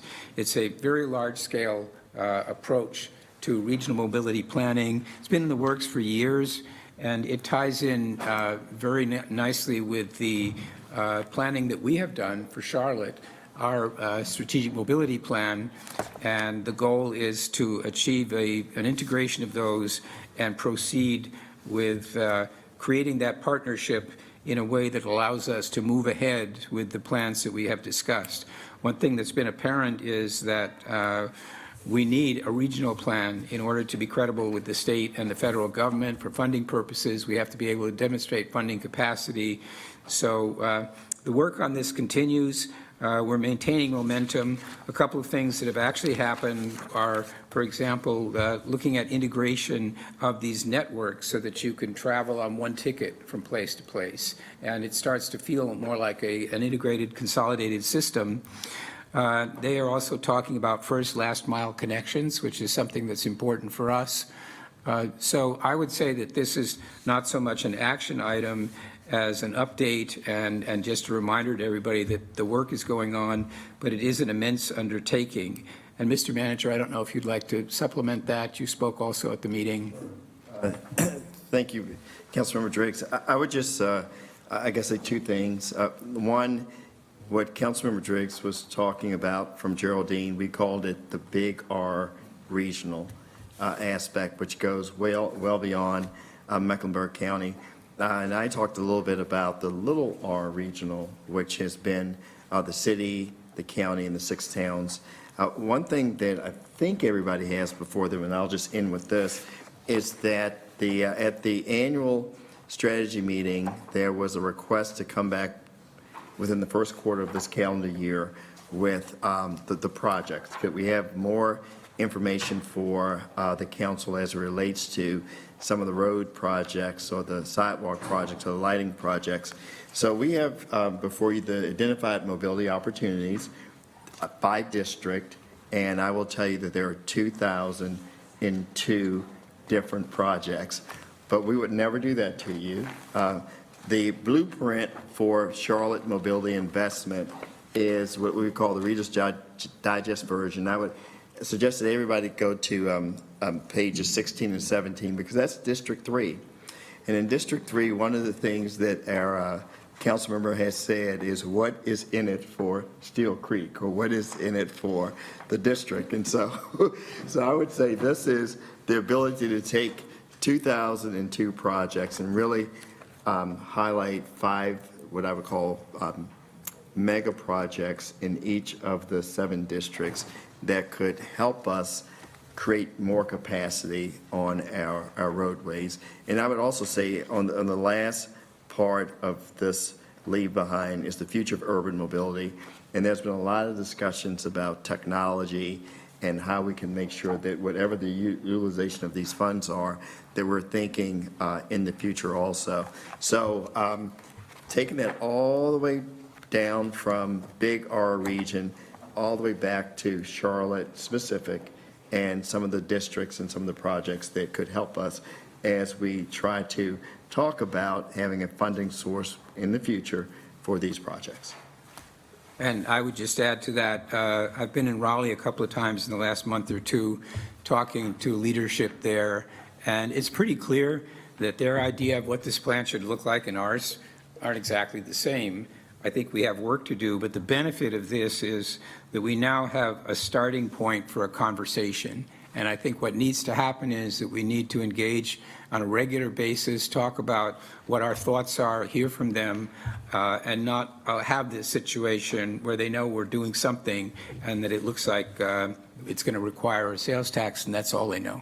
So I think the bottom line is that we are making progress. We're talking to all the partners that we need, and it's a very exciting plan. It's big. So the last item was CATS, and we have all been told all the issues by Mr. Cagle, who, by the way, has COVID. So I hope we will all join in wishing him a rapid recovery. He really sounded unwell over the weekend, the poor guy. But I think we're all aware of the problems at CATS, and I think we have a shared concern not only about what they imply in terms of operation and dependability, but also the way that these disclosures undermine public confidence. Last week, the manager and Mr. Cagle and I participated in a kind of press briefing, a media event to talk about what was going on, at which, Mr. Manager, you disclosed your plan, your 5-point action plan, and maybe you'd like to just summarize that here. And by the way, everybody has the full text of a memo and of the manager's plan in your inbox, in your email inbox, so we're not going to repeat everything that's in there, but... So thank you, Councilmember Triggs. I think I've had an opportunity to speak with every council member with one exception. And so I'll just go at a very high level of the 5 points of the memo that I believe you received on Thursday. It starts off with, I'm requesting that the Federal Transit Administration conduct an off-cycle review of CATS. And what do I mean by that? Typically, there is a review every 3 years, and the last one occurred in 2022. Brent has been in contact with the regional FTA administrator, and she is willing to come in and do an off-cycle review and come in this calendar year. One of the things that we'd like to focus on is just not typically what they do, but a review of the incident from May 2022, as well as were protocols followed, and a review of a budget and maintenance, some of the issues that have arisen over the course of the last few weeks. I'm also, and I think you have it in front of you, have a referral to the Transportation Planning and Development Committee to have a comprehensive review of CATS. But maybe even more importantly, I'm recommending that there be a oversight work group made up of council members to take a deeper dive and report back to the committee as it relates to some of the concerns that have been raised over the past few weeks. Much like I thought we had a good deal of success with Safe Charlotte, where I became the staff resource for the committee, I would make myself available also, not only for the work group, but also for the committee to have report backs and discussions that are not necessarily once a month, but on a almost daily, weekly basis. The third part of this is that I'm suspending the CATS CEO search. And I think that's important because right now, I believe there is some momentum that's happening around CATS. And I believe having a leadership, whether it's interim or permanent, coming in and out over the course of the next 2, 3, 4 months, I think it potentially causes us to lose momentum. So I'm suspending that for 6 months, and I think that gives us some time to continue to address the issues that are coming up, as well as have solutions.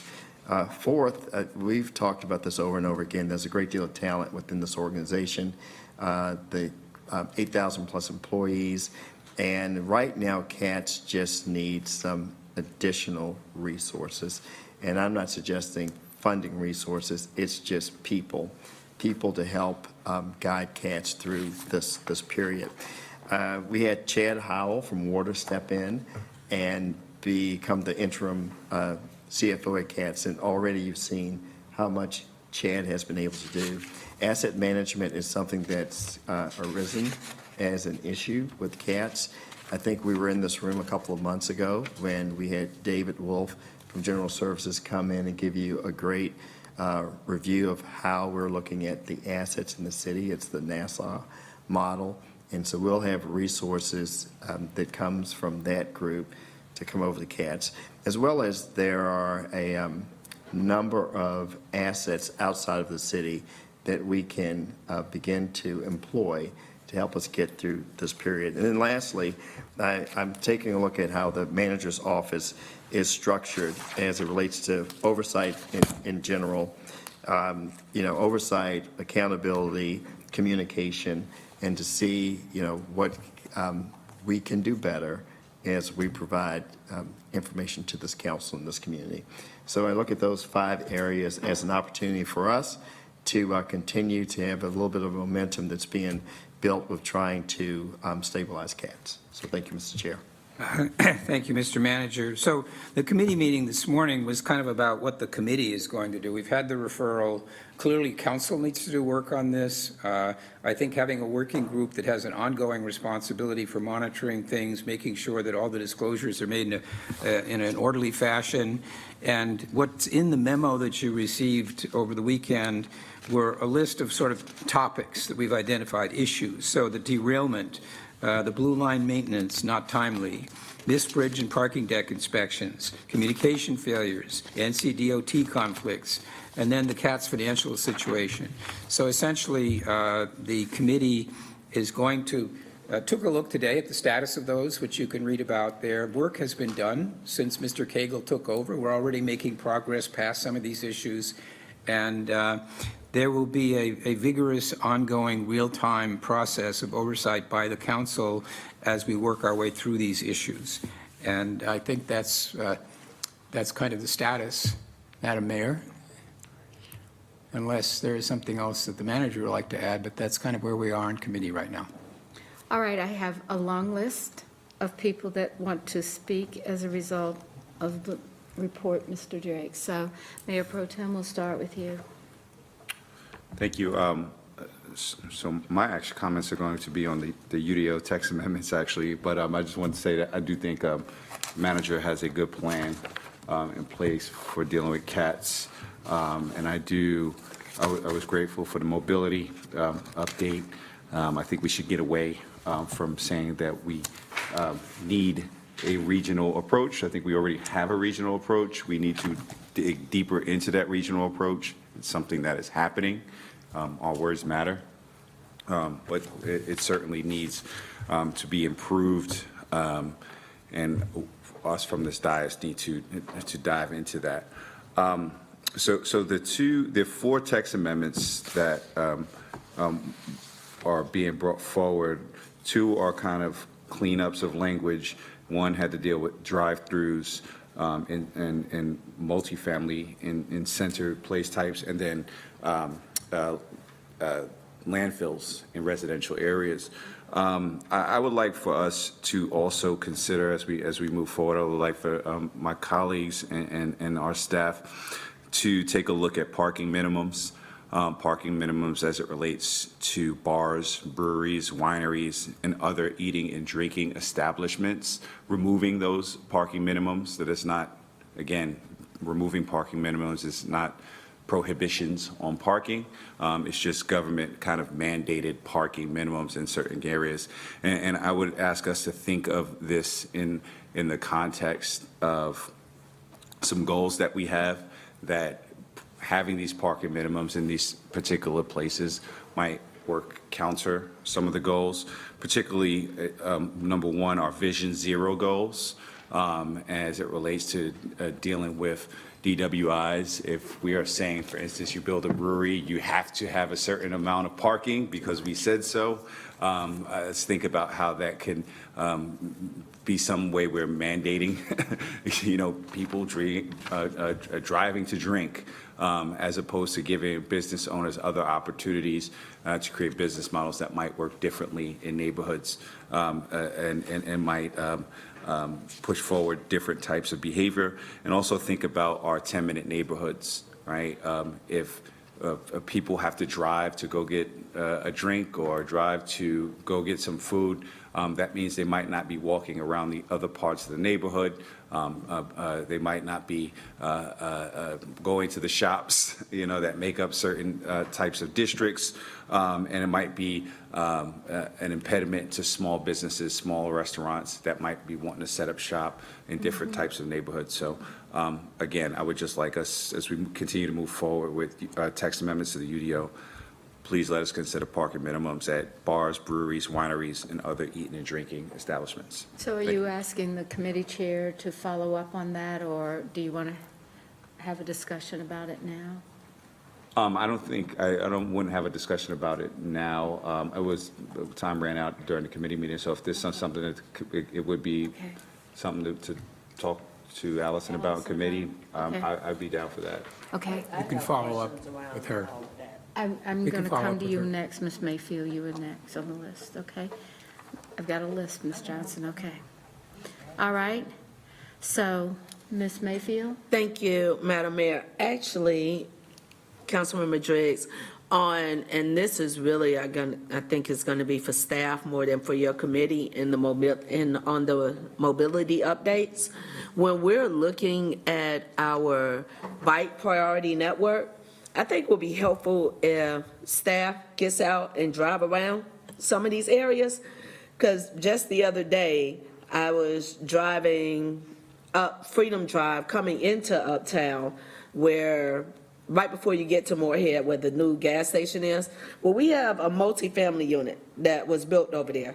We have this beautiful bike lane that has nothing but cars parked all along it. So when you go through Uptown and you go through parts of East Charlotte, being East Boulevard, you will see where we have the little dividers that protect the bike lanes. So if we're allocating money to go with extending our bike priority, then we might want to actually get out of the office and ride around to see if these areas would qualify to have those little stands up to protect, because people use them as parking spots, not as bike lanes. As we're building out and connecting, we will have a bike lane that begins nowhere and ends nowhere, as if you're just gonna float up in the air to get to the next spot. But as we're trying to connect it, it will be helpful if on this front end, we think about how we're protecting the lanes for cyclists. As far as Mayor Pro Tem's comment with parking minimums, I'm gonna say the same thing.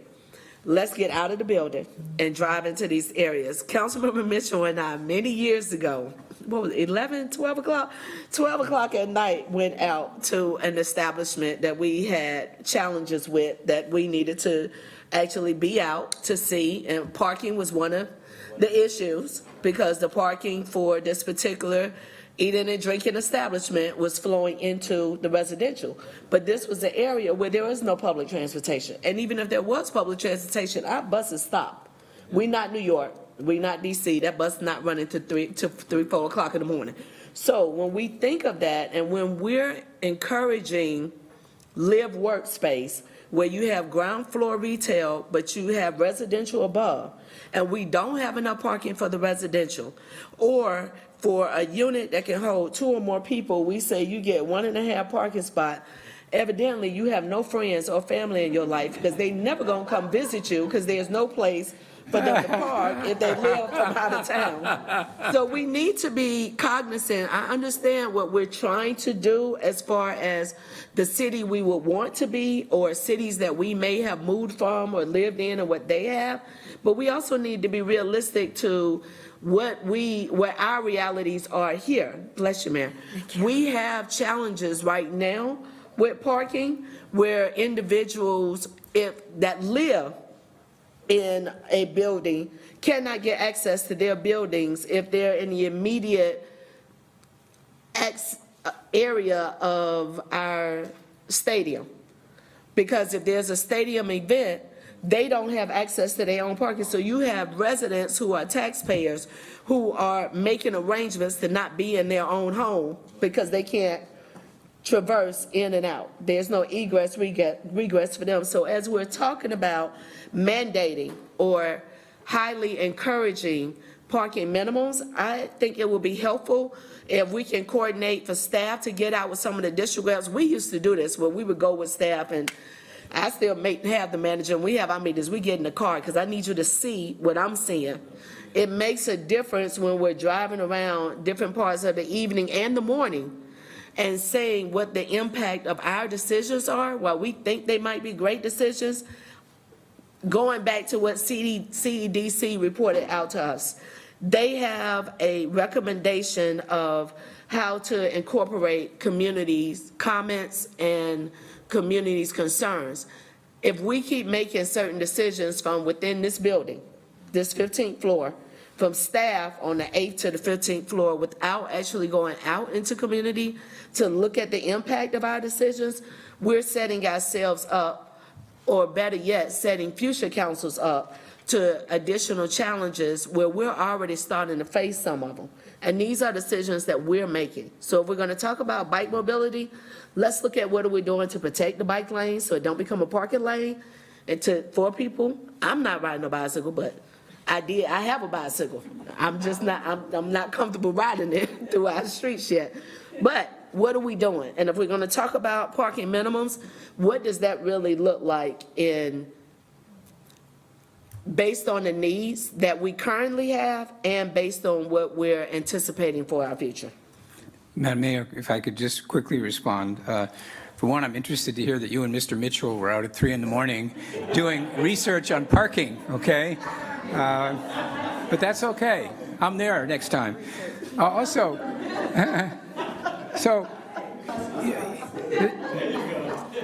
but Ms. Mayfield, I think you're very much on point. Try living near a high school, okay? I mean, I think all of us have probably had situations where, especially around a high school, there's not enough parking at the school, and the neighbors all have the cars lined up in their street.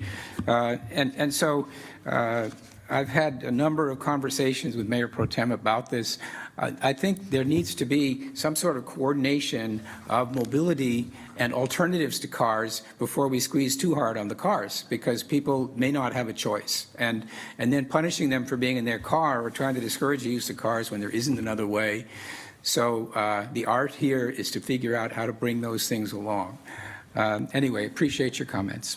I'm just talking about places where people are going to drink alcohol and get drunk, and potentially encouraging that type of behavior. So not generally speaking, very tailored.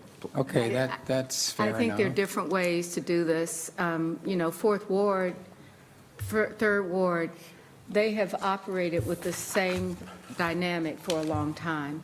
And instead of, doing enforcement of the residents, they enforce the people that take the residents' parking spots. So, these are the things, I agree that our city has lots of ideas to go forward. Instead of just taking it and saying minimum parking, what we need to do is say, how do people do it? And how do they do it well? So I think you can do that driving around and biking around, but I think we can do some research as well. But I know that we have at least 2 or 3 neighborhoods that have lived with this, and we focused on the residents' parking and then actually had penalties for those that took up the residents' parking space. So let's kind of think through that. All right, so Ms. Mayfield? All right, next is Ms. Watlington. I got you. Just got to this. It's okay. Thank you, Madam Mayor. I'll just weigh in since we're talking about it. I've long said the same thing as it relates to parking. We can incent people to do what we want, or we can try to force compliance. I don't think we're in a position, to Mr. Driggs' point, to do so across the board. Noted, Mayor Pro Tem, that you're talking about very specific areas. I would note, though, that it is those very residents who live in places like South End or who live in Plaza Midwood that are seeing the issues with people parking their cars up along the streets and even in their driveways, frankly.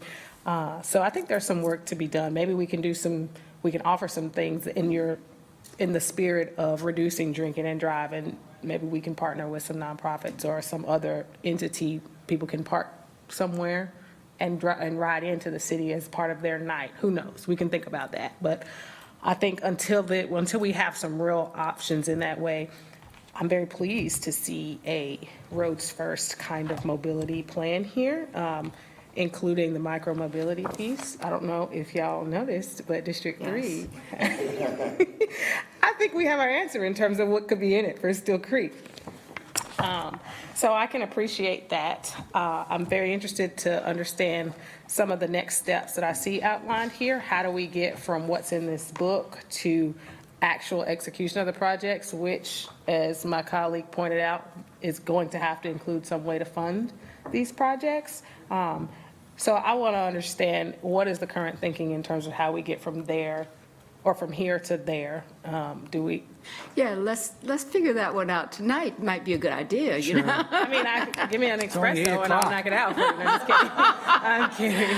Okay, so, okay. No, but Anything really, I else, don't know Ms. if that Watlington? looks like you look like you have something to say, Mr. Jones.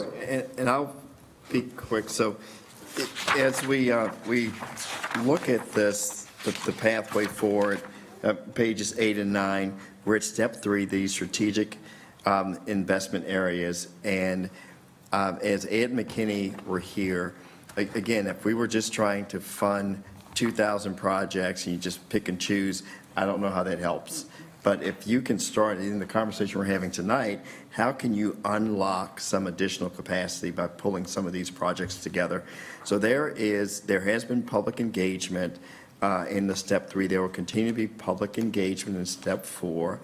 As we go through this process, our goal is to get to this project feasibility, but maybe more importantly, at some point, how do you get a series of these projects that you can really start to put into advanced planning?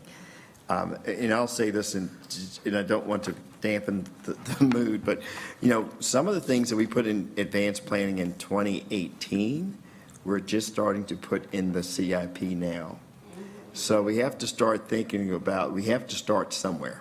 And being able to identify some of these critical projects that can unlock some capacity, not punting on buses or rail, but we've spent a lot of time talking about buses and rail and not enough about the roads and the sidewalks and the greenways. So that's the process.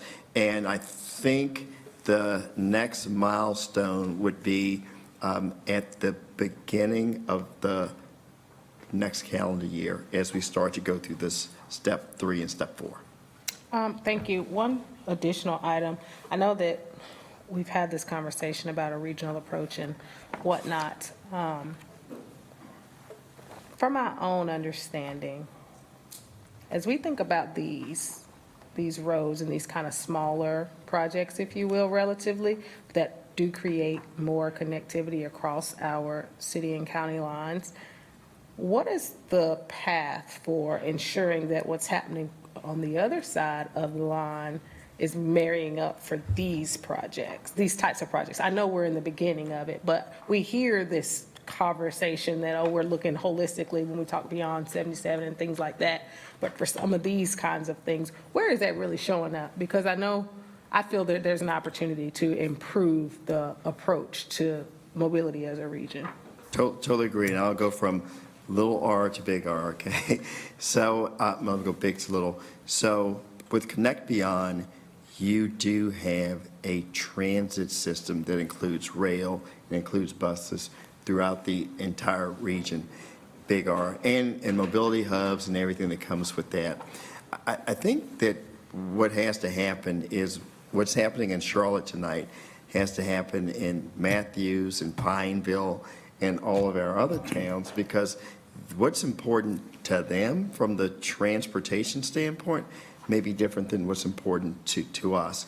So even the mayor and I were talking, there's a level of staff work that goes into this that not every town has.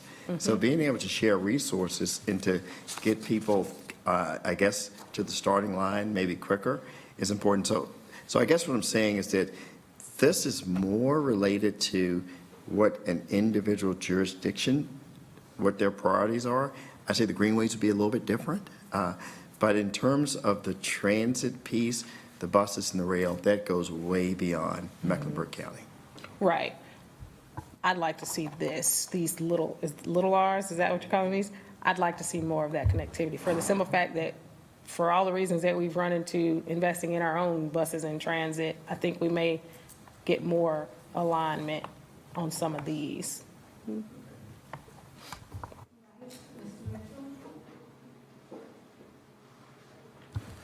So let me first say thank you to my chair. You did a remarkable job. We were all worried with 3 big items.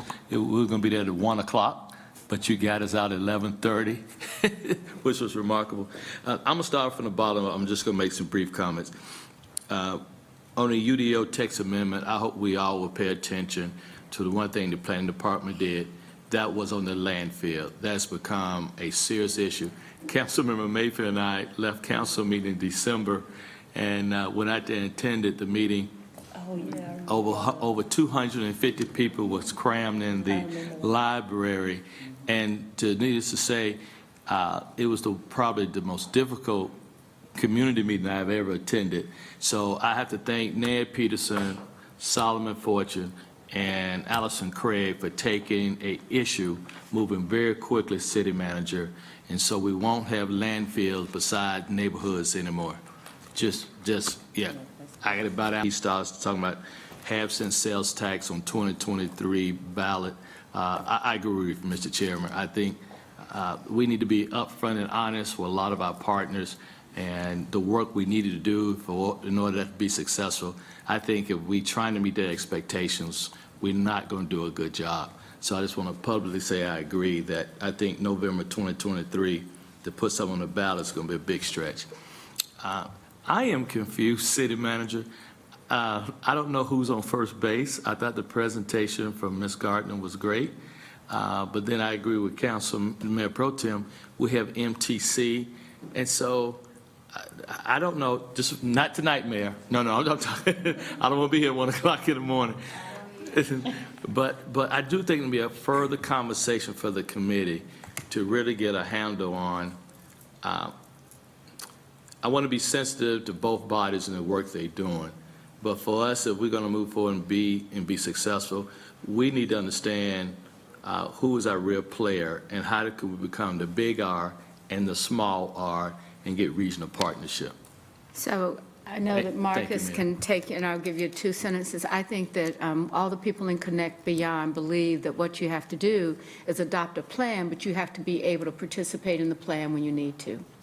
So the plan would be like, you wouldn't want a road to go this way and then another one to come down that way and not meet. So everybody has to kind of agree on where the routes are and things like that, even for the buses and the trains. But I also think that I have said really consistently, 26 years of MTC agreement that was written in 19, I think it was 98 or 78. All I remember is I was working here, so it was a long time ago. And it was the Memphis plan that said you couldn't have unions. And this was a court decision that was made by the federal government, would not give you money to buy the system unless you agree to maintain the unions. Now, I know that a lot of people say, well, it doesn't really matter right now, but you have to remember, not our train operators or our STS system, they are city employees. Some of our mechanics are city employees and some are union. All of our bus drivers are union. The city manager, I say this, you think about a unionized shop versus a non-unionized shop. So it's and my final statement is the MTC as a organization has agreed that we ought to have a transit authority if we can get a partner in what we're doing. But I think that this instance has shown us, even with our process of your city department, but you're also, a policy function comes out of the MTC, we need to look at this. And so I don't want to go on about it. It's a lot. But it is grounded in the idea that we're a right-to-work state with a unionized workforce. Yeah, so now I see, and I'm going to give him credit. I'm going to hate to do this. Mayor McCory at the time, that's why he was very adamant about local funding to do a transit system. Now I get it. Right, exactly. Yep. So, I know I'm going to hear about WFAE. Oh, smart, you gave me a compliment. well, sometimes, just every now and again, every now and again. All right, Ms. Johnson. Okay. Thank you, Madam Mayor. Okay, so I've got a few things to say. I want to first talk about the bike lanes that you talked about. In District 4, semi-trucks are parking in the bike lane. So if the city staff is going to ride out and look at any bike lanes, there's an area at Prosperity Village, we get an email weekly from one of our constituents, right? So that's an area I'd like to lift up. We also got an email from a constituent that the bike lanes in District 4 there's a lot of litter. So I think if we are going to have the priority with our bike lanes and Vision Zero, we need to really be managing them starting in District 4. Thank you.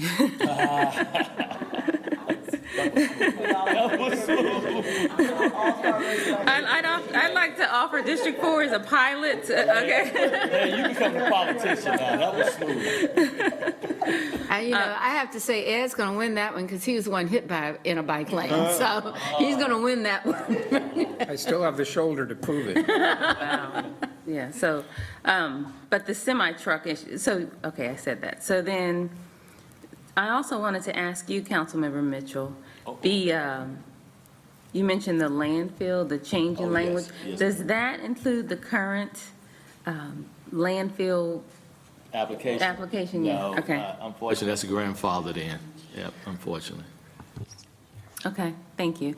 I also want to say that fortunately, we have virtual meetings for our committee because Brent Cagle gave some very important information and he has COVID. So I would, I want to say that there's still a need for virtual meetings and because they are important and effective. As far as the discussion in the committee, there were two things that we discussed that are important that I wanted to bring up. First of all, Mr. Cagle gave an announcement of another finding from this weekend, and I don't know if the council knows that. There was another finding, a safety finding from NCDOT, and we received another report. Mr. Jones, can you give us some information about that, please? Thank you, Ms. Johnson. I forgot to mention that. That was news this morning. Go ahead. Yes, so it was a staffing issue, and beginning, I believe, last week, Mr. Cagle was working with HR to see if we could get the staffing level correct, to have those two operators there. And yes, there was an inspection late Friday night, early Saturday morning, in which their proper staffing level was not there. I believe since that time, Brent and Sheila have worked together to make sure that there's a compensation package that's now available that allows for the staffing levels to be met. Okay, thank you. So he also said it was an anonymous tip, right? That it was an anonymous tip that led to that. So that brings to mind, I mentioned having a whistleblower line for the city, because this issue is bigger than cats. It's a culture issue. And I think, Mayor, you mentioned that, speaking of WFAE, I think you mentioned those things, that we need a culture where there's the ability to speak truth to power and how things need to be done differently, and we need better controls. So I think these are some opportunities for us to implement policies. I think that 360 evaluation would have been one answer, but I digress. But I think that this is an opportunity to make some changes.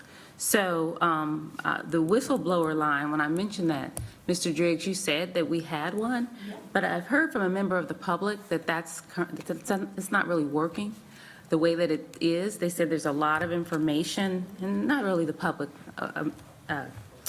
someone that would use that, the line, but there's questions that lead to the identity.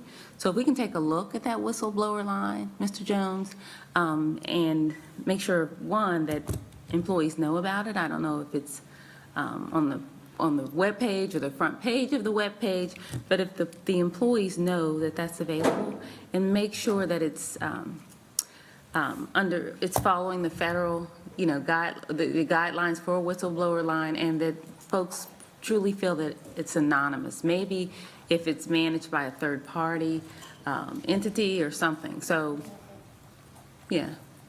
Councilmember Johnson, thank you.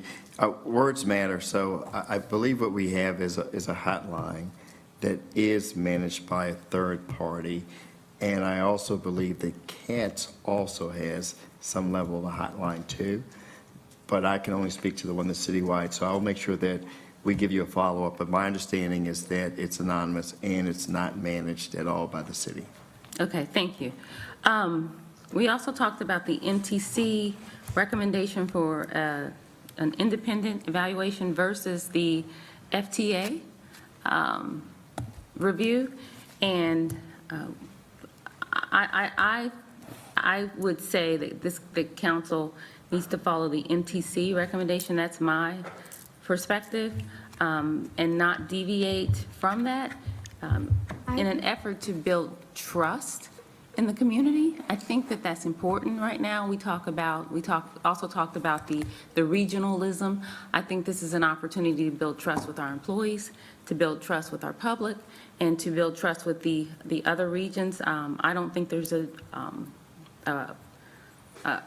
another thing that. Can I, before you leave that, Ms. Johnson? I'm not leaving it yet, but can I Oh, finish? okay, I'm sorry. I thought That's you okay. were Thank going you. to another item. So, no, the FTA evaluation or review is going to be very technical, I imagine, but we need to look at the culture of the organization, the budget, the operations, and not just in CATS. I would say in all of the departments in the city.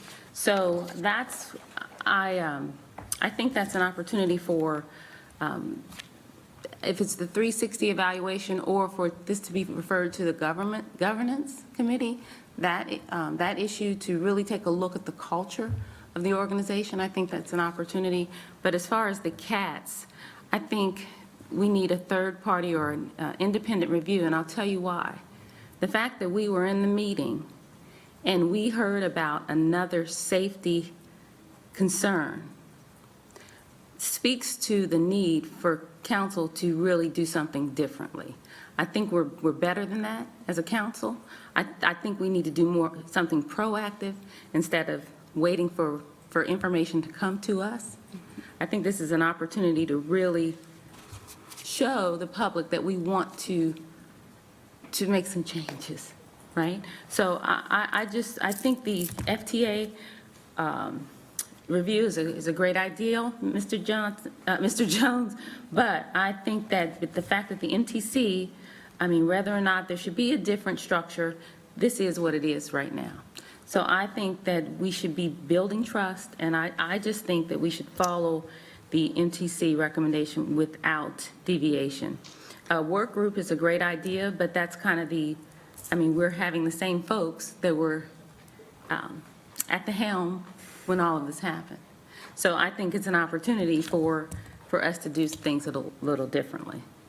So I'm going to say words really matter, and I want to make sure that I send out to you the actual motion from the MTC. It did not say a third party or an RFP, and it said basically that we should have a study of the MTC, and the MT, we should ask the MT will ask the City of Charlotte to fund a study for the review of the CAT system. And the way that we got to the questions of review, I think all of the council members got questions, but there are 7 voting members of the MTC, and the vote was actually to do a review, an outside review, and ask the city council to do that because the city council has the funding. We're the fiscal agent for the CATS.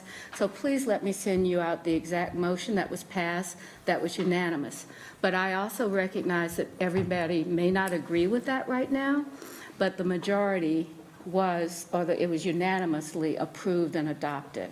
So I think it's really important to do this because building trust, we asked all 9 people, which includes our Transit Oversight Budget Committee, and Mr. Tillman and Ms. Ashland for the transit site citizen use, and they were able to ask their questions that they thought to be included. So I don't know where the technical language comes in for the FTA, but we have a list of questions that each member, voting member, or oversight member of the MTC spent over an hour talking about what should be included in that study. So no matter who does the study, I think the most important thing would be to have that to build the trust of the people that participated in assuming these were the questions that they had. And we sent those out to council as well as to the MTC to say these are the questions that would be included. And they were not all technical questions. Okay, well, So we'll get that information to you. Thank you. I really want to I think that we should walk, kind of hand in hand with the MTC in addressing this. So if that's what we're doing, then. And that's what I indicated to the MTC as well. We share this information. And so I think that it's really important that we not back up on something that they've already voted on unanimously to do, but to do what what the vote or motion was. Now, if the council wants to not do a review, that's fine, but what they were asking is that the council fund this review, and we could do it in the way to address the questions that they had. Okay, thank you. I also wanted to ask about the referral to the committee. So I know that Mr. Jones, in the letter, made the referral to the committee. I asked on March 13th that it be, when we discussed it, when the information was discovered, that it be referred to a committee. So I want that on the record, one. But I also wanted to know, as far as council getting things referred to committee, what is that process, Mayor? Well, it's in our procedures, so I'll let the city attorney tell you what the process is. Okay? I'm going to ask you about that. Okay, thank you, thank you. And I know we've talked about council referring things to the agenda, and right now that it takes 6 votes in order to do that, in order to get something to the agenda. But I just think that that's important that I, as a council member, ask for it to be referred to the committee, this type of issue. And I don't know if that was done, or the referral was in response to my request or to I'm not sure which Marcus's. referral you're discussing. I'm sorry. Okay. When did you first found out about the traffic? I think the first referral came from the MTC to request that. But I don't know, I just don't know Yeah. enough about it. I don't know enough about it. We'll just have to get some more information, because I'm not sure. So that's why I'm We were asking meeting about. the first Monday, and the first Wednesday in May. But that's why I ask about the process, because on that night, I asked for it to go to committee. Okay. Okay, so I just want to, I want council members to be heard. I still have a concern that it takes the majority of council to put something on the agenda when all of us are voted by our constituents to represent them. So, and I think this is a good example that when I had asked for it to be referred to committee, and then the city manager has a letter referring the issue to the committee. So I just want to make sure that council members are heard. I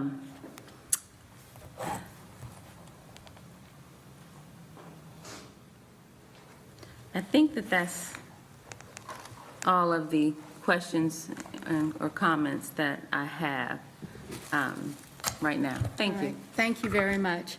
I want to thank everybody for their time and attention. It's a good day, and I think that now we have a motion to adjourn. We all approve it, and good night, everyone. Good night. Do we have a motion? No pizza tonight.